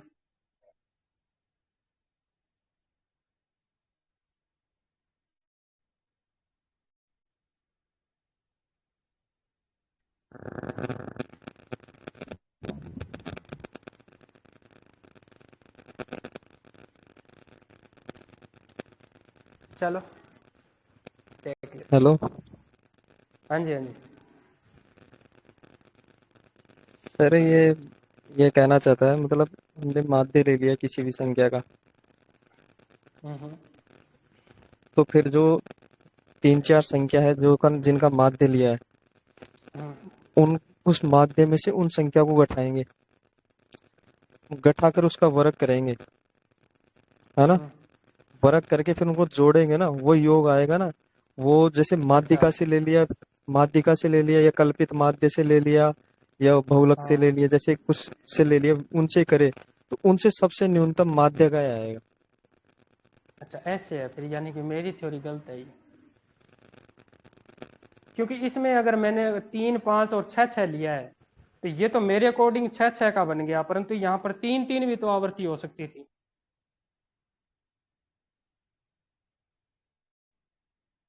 यानी एक 6 को मैं कम कर दूं और यहाँ पर 3 3 को मैं 2 बार लिख दूं, तो संख्याएं तो वही रहेगी,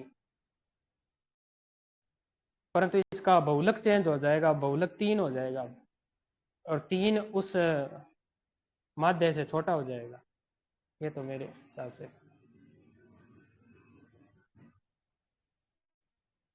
बाकी ये 3 लाइनें थी जो महत्वपूर्ण थी।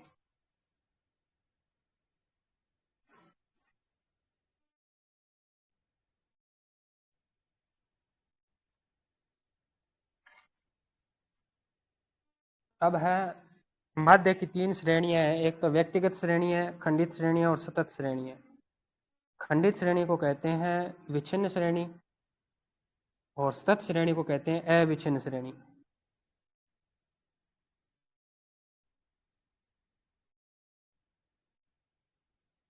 प्रत्यक्ष विधि, व्यक्तिगत श्रेणी की प्रत्यक्ष विधि का सूत्र क्या है? अगर प्रत्यक्ष विधि से ज्ञात करो, देखो मैंने आज क्वेश्चन किए थे ना, अगर ये सारे सूत्र याद है ना तब तो आप क्वेश्चन कर दोगे आप, वरना नहीं हो पाएगा किसी भी हालत में।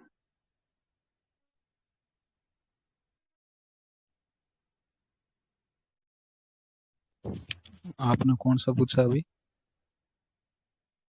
मैंने पूछा है व्यक्तिगत श्रेणी का प्रत्यक्ष। एक्स बार जो बराबर सिग्मा एक्स बटा एन हो जाएगा। हाँ, ये जो हम कई बार कहते हैं ना राशियों का योग बटे राशियों की संख्या, ये व्यक्तिगत श्रेणी होती है। और व्यक्तिगत श्रेणियों में भी प्रत्येक श्रेणी का सूत्र है ये, एक्स बार बराबर सिग्मा एक्स बटा एन। परंतु जब प्रत्येक श्रेणी का है तो अप्रत्यक्ष श्रेणी का अलग है वही व्यक्तिगत श्रेणी में। अप्रत्यक्ष में क्या होता है, जितने भी अप्रत्यक्ष आएंगे ना उसमें एक अज्यूम्ड मीन मानना पड़ेगा हमें, जो ए से डिनोट होगा। अगर आपसे पूछ ले निम्न में से कौन सा प्रत्यक्ष है और कौन सा अप्रत्यक्ष है, तो जिसमें ए लगा हो ना, पहली बात तो आप वहां ऑथेंटिक हो जाना कि जहां पर ए लगा है ना वो सारे के सारे अप्रत्यक्ष है। चाहे अप्रत्यक्ष खंडित है, चाहे अप्रत्यक्ष तत्व है, चाहे अप्रत्यक्ष व्यक्तिगत है। पहली बात तो ये। बाकी प्रत्यक्ष विधि में ए का यूज नहीं होता, एज्यूम नहीं माना जाता।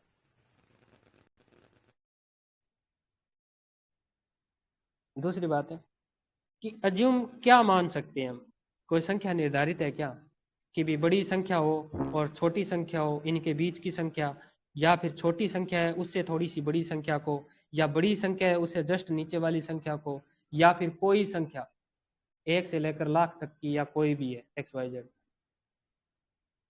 एज्यूम किसे मान सकते हैं? कोई भी हो सकती है, पर हाँ ज्यादातर बीच वाली ले तो उसमें थोड़ा ठीक रहता है। हाँ, भी कोई भी संख्या एज्यूम मान सकते हैं। जैसे आपकी संख्याएं हैं 5, 8, 9, 12, 13, ये 5 संख्याएं हैं। इन 5 संख्याओं में क्या होता है कि आप कोई भी संख्या है ना वो एज्यूम मान सकते हो। आप यहाँ पर 100 भी मान सकते हो, आप यहाँ पर 5000 भी मान सकते हो, यहाँ पर आप 1 लाख भी मान सकते हो। वो आपकी श्रद्धा होनी चाहिए कि आप उसमें कैलकुलेशन कर पाओगे। परंतु ज्यादातर अगर यही माना जाता है कि जो उस सारणी की या सतत सारणी की या फिर जो समंकमाला है उसकी उच्चतम सीमा है और उसकी निम्नतम सीमा है, उनके बीच का कोई अंतर हो। जैसे 8 से लेकर 15 तक की कोई सारणी है, 15 2 बार है, 8 4 2 8 3 बार है और 12 2 बार है, तो इस प्रकार 8 और 15 के बीच में ही कोई शब्द लेना पड़ेगा, कोई संख्या लेनी पड़ेगी। तो उससे क्या होता है कि सरल हो जाता है आंकड़े, क्योंकि 15 से 12 निकाल जो काटने हैं या बाहर निकालने हैं 3 बच जाएंगे, और 15 से 10 माइनस करने हैं तो फिर वो 5 बच जाएंगे। तो ये छोटे सारणी हो जाती है और सरल हो जाती है। तो अज्यूम कुछ भी मान सकते हैं, परंतु ज्यादातर उसी को माना जाता है जो उन संख्याओं के बीच का भाग हो।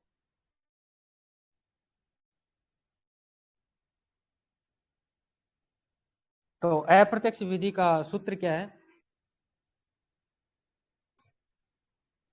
व्यक्तिगत श्रेणी का? ए मतलब एक्स बार बराबर ए प्लस सिग्मा एक्स बटे एन। नहीं, अप्रत्यक्ष का है सिग्मा डी आ जाएगा। अच्छा डी, हाँ, डी वाला डी है। एक्स, डी एक्स आ जाएगा। एक्स बार बराबर ए प्लस, ये प्लस का निशान है ना, आप 100% ये याद रखोगे मेरी तरफ से। प्लस का निशान 100% याद रखोगे। कई बार प्लस को माइनस कर देता है, सूत्र वैसा का वैसा ही होता है, परंतु क्या होता है कि वहाँ छोटे छोटे लिखे होते हैं, प्लस को माइनस कर देता है। और प्लस को भाग भी लिखा जा सकता है वहां से बीच में, जैसे प्लस लिखते हैं तो भाग का चिन्ह भी बन जाता है, और प्लस को थोड़ा सा टेढ़ा करेंगे तो वो गुणा भी बन जाता है। बस थोड़ा सा ध्यान रखना है कि हमें यहाँ पर योग हो रहा है किसी चीज का। सिग्मा dx, ये dx क्या चीज है?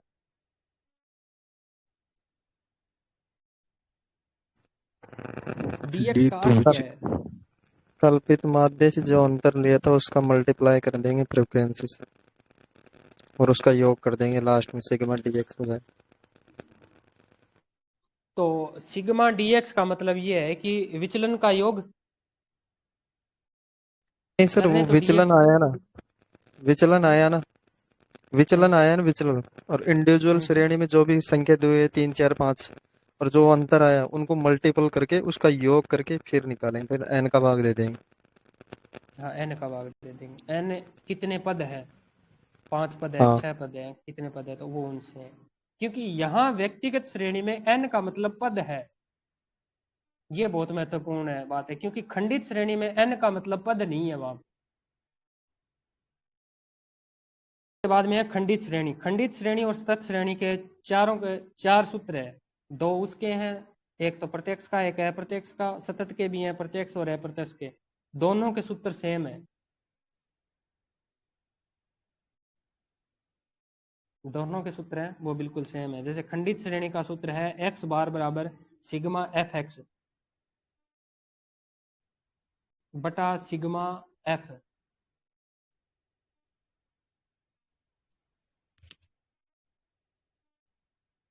सही है क्या ये, या एन लिखूं मैं वहां? नहीं मतलब होगा तो वो सिग्मा एफ, लेकिन एन में उसमें आवर्ती का योग होगा, बाकी आवर्ती एन का लिख योग सकते होगा, हो।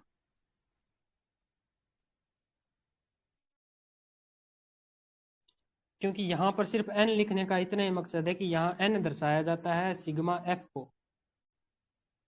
सिग्मा एफ है ना, वो योग है उसका।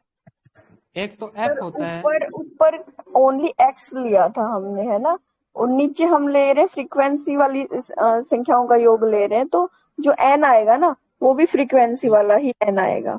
वैसे तो दोनों का हाँ बराबर ही होता है मान, पर अगर हम उनका योग ले रहे हैं तो फिर एन लिखना पड़ेगा कि किसका एन लिया है। तो एफ एक्स ले रहे हैं ना, हाँ उसका योग ले रहे हैं हम फ्रीक्वेंसी का।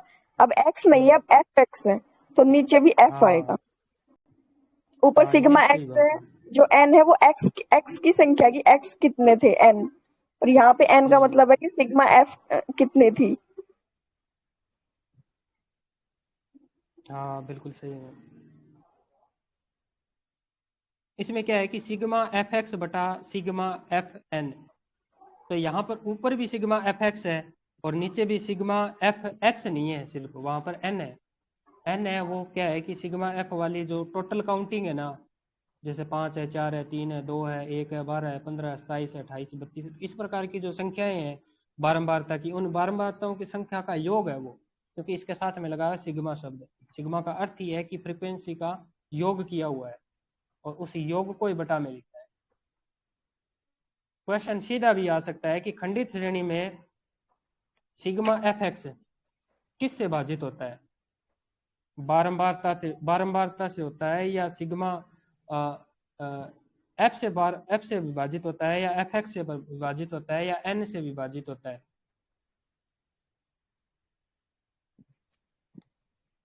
Sigma F. बताओ। हाँ सिग्मा एफ से होता है, न कि एन से। एन तो डिनोट करता है उसको कि हाँ, आपको ध्यान रखना है इस बात का कि ये असल में एन है ना, वो एन नहीं है, एन की जगह पर सिग्मा एफ है।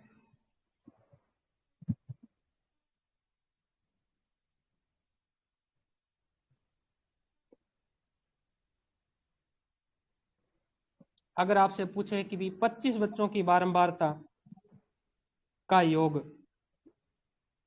200 है, तो खंडित श्रेणी में जो एफ एक्स है, सिग्मा एफ एक्स है बटा में सिग्मा एफ है, वहां पर आप 25 लिखोगे या 200 लिखोगे?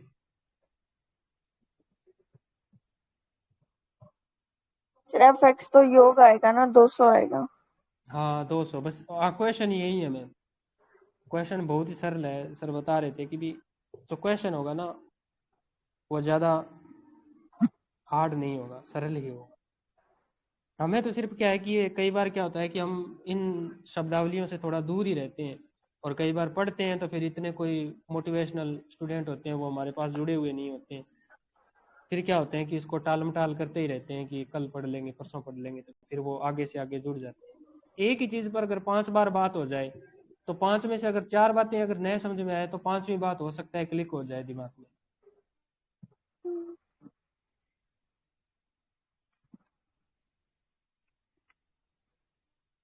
जैसे अप्रत्यक्ष व्यक्तिगत श्रेणी में सूत्र था ए प्लस सिग्मा डी एक्स बटा एन,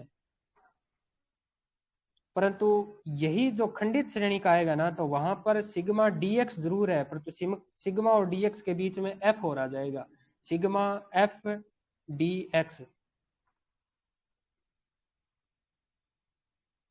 और भाग में रहेगा हमेशा ही सिग्मा एफ का।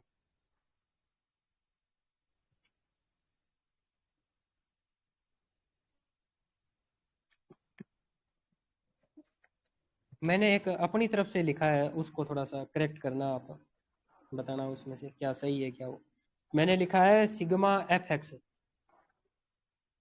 इसका अर्थ होता है आवर्तियों का योग गुणा में समक्ष श्रेणी।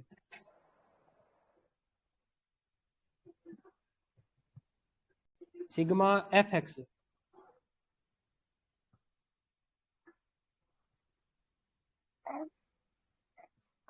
क्या ये गलत लिखा गया? मेरे हिसाब से तो गलत लिखा गया या सही लिखा गया? नहीं, सर ने नहीं लिखवाया था, मैंने खुद अपनी तरफ से ना मतलब सर दिमाग लगा के लिखा है। सिग्मा एफ एक्स, उसके हाँ सामने लिखा मैंने आवर्तीय का इसका अर्थ है आवर्तियों का योग गुणा में समक्ष श्रेणी। कैसे कि सिग्मा एफ को तो मैंने लिख दिया आवर्तियों का योग, क्योंकि एफ आवर्ती है, सिग्मा लगाया तो सिग्मा एफ एक्स, एफ मतलब है आवर्तियों का योग। जब आवर्तियों का योग एक्स सर ने लिखवाया था एक जगह, एक्स का मतलब होता है समक्ष श्रेणी, तो मैंने उसको मल्टीप्लाई कर दिया इससे। ये गलत हो गया क्या? सर सर यहाँ सिग्मा एक के लिए यूज नहीं हुआ, वो दोनों के लिए यूज हुआ। एफ इंटू एक्स हाँ। मल्टीपल में जो योग आया ना उनका लिए यूज हुआ। तो सर एक्स जो का एफ से एक्स गुणा है हुआ ना है क्या? सर, एक्स एक्स यहाँ पे समंक नहीं है सर। जो एक्स हम्म हम यहाँ पे जो यूज कर रहे हैं ना, जहाँ एफ वाला है वो हम्म भाई व्यक्तिगत श्रेणी है, वो तो एक्स अलग हो गया, वो तो वैल्यू हो गई उसकी, ठीक है। हाँ। लेकिन यहाँ पे जो एक्स है ना दूसरे में एफ के साथ एक्स, वो मध्य हम्म मूल्य है किसका, जो हम वर्ग अंतराल लेके चले थे 0 से 10 का, तो उसका जो बीच हम्म का है ना वो है हमारा हम्म, एक्स अब। तो वो उसको अच्छा। मध्य मूल्य बोलेंगे। तो मध्य मूल्य का गुणा किससे किया हमने, फ्रीक्वेंसी से। तो एफ का फ्रीक्वेंसी। हमने एक्स से गुणा किया है तो एफ एक्स हो गया। तो मतलब और मध्य मूल्य की आवर्ती के गुणन का योग। हाँ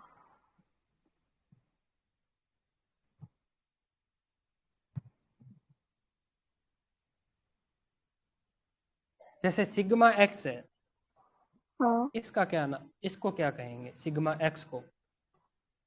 यहाँ पे एक्स सर वो इंडिविजुअल है जो आप बात कर रहे थे ना, कि भाई हम्म, अगर 10 संख्या है, एक है 5 4 3, तो इन सबको जोड़ेंगे।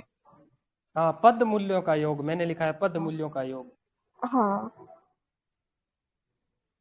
और यहाँ पे है मध्य मूल्य और साथ में फ्रीक्वेंसी यानी कि आवर्तियों एक्स का। को पद मूल्य ही सही, हर जगह लिखा हुआ पद मूल्य माने या मध्य मान माने? सर अगर सतत श्रेणी है तो मध्य मूल्य हुआ वो, और अगर व्यक्तिगत श्रेणी है तो पद मूल्य। नहीं नहीं नहीं नहीं, व्यक्तिगत श्रेणी में फ्रीक्वेंसी कहाँ आती है? नहीं नहीं, एक्स का पूछ रहे सर। तो अच्छा, अगर एक्स का पूछे हैं।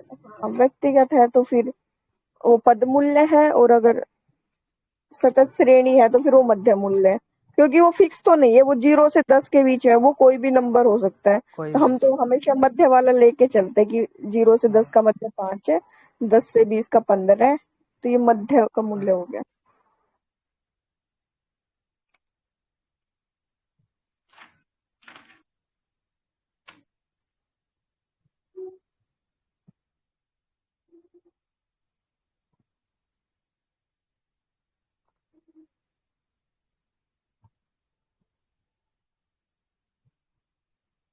बाकी तो आपको प्रत्यक्ष और अप्रत्यक्ष विधि से और खंडित श्रेणी से वो तो मान है वो ज्ञात कर सकते हैं। वो चेक करना क्या होता है मैम, कहते हैं ना कि भी इससे प्रत्यक्ष विधि से उत्तर चेक कर लेते हैं और अप्रत्यक्ष से भी चेक कर लेते हैं, दोनों का फिर उत्तर सेम आता है।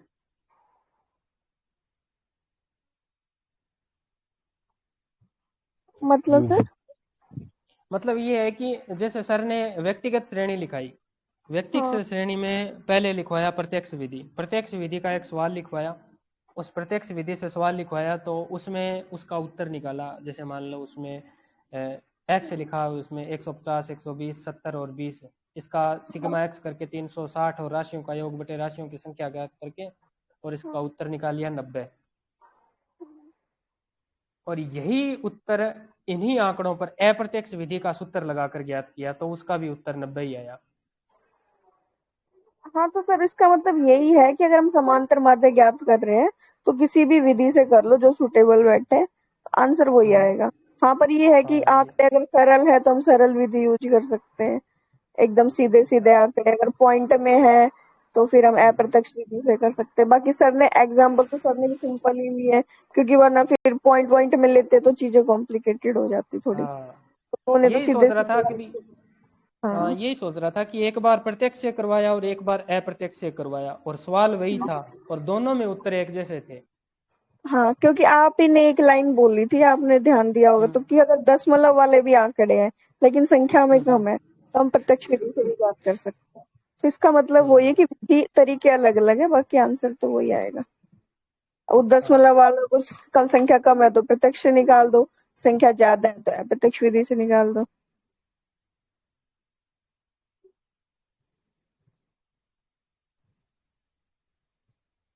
बाकी तो अपने व्यक्तिगत श्रेणी पर बात हो गई, खंडित श्रेणी और सतत श्रेणी। अगर कोई आपके सामने कोई और बात है तो बाकी तो बीजगणितीय गुणों पर भी बात हो गई कि अगर किसी भी समक श्रेणी के सभी पद मूल्यों में एक स्थिर मान, स्थिरांक या अचर मान जोड़ दिया जाए, घटा दिया जाए, गुणा कर दिया जाए या भाग कर दिया जाए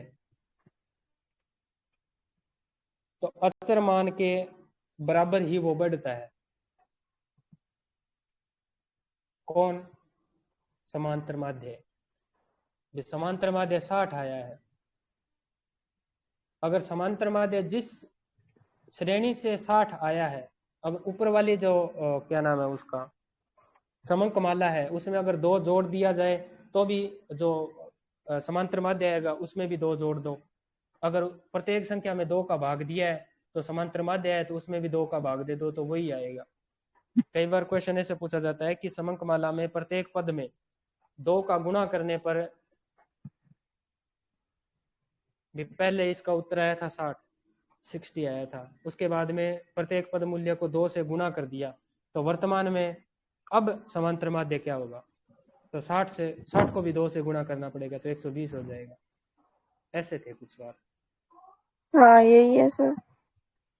हाँ ये वो बीज बाकी गणितीय गुण वाला है। हाँ बीज गणितीय गुण, क्योंकि ये जो बीज गणितीय गुण है ना ये केवल और केवल इसी में पाए जाते हैं।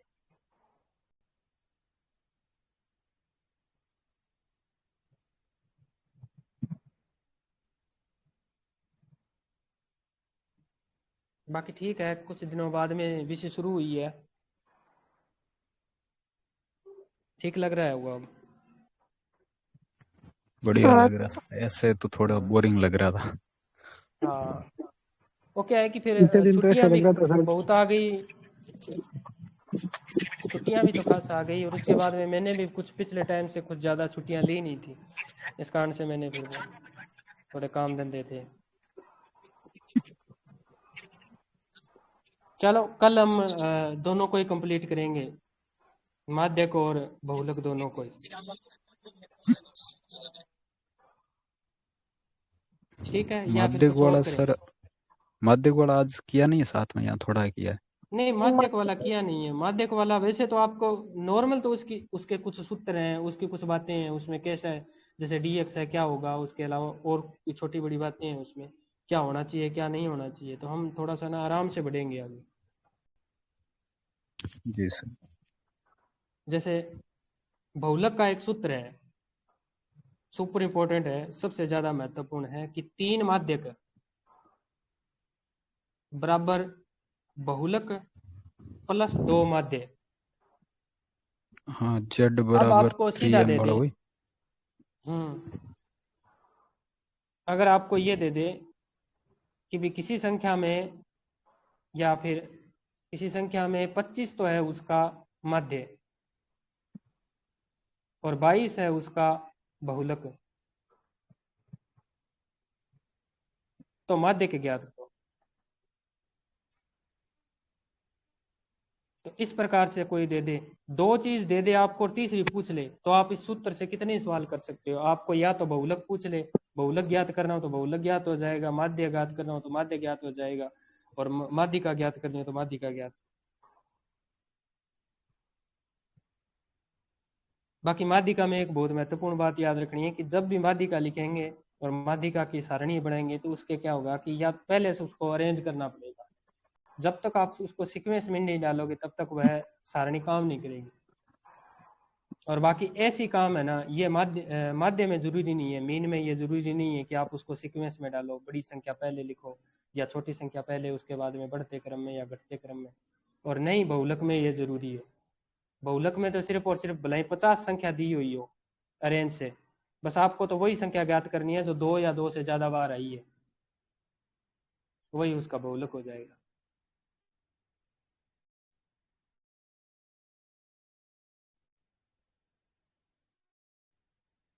बाकी मैंने रामनिवास मथुरिया में और उसके अलावा एक दो और थे अंक गणितीय किताबें थी, उसमें चेक किया तो उसमें तो हमारे लेवल का कोई कुछ था नहीं, वो तो सिर्फ एसएससी लेवल का था। उसमें सबसे ज्यादा सबसे पहले ही सूत्र लिखवा रखे थे और उसके बाद में क्वेश्चन पर क्वेश्चन थे। हमारे यहाँ तो क्वेश्चन के अंदर की जो बात है ना, ये असल में चीज क्या है वो पूछा जाता है।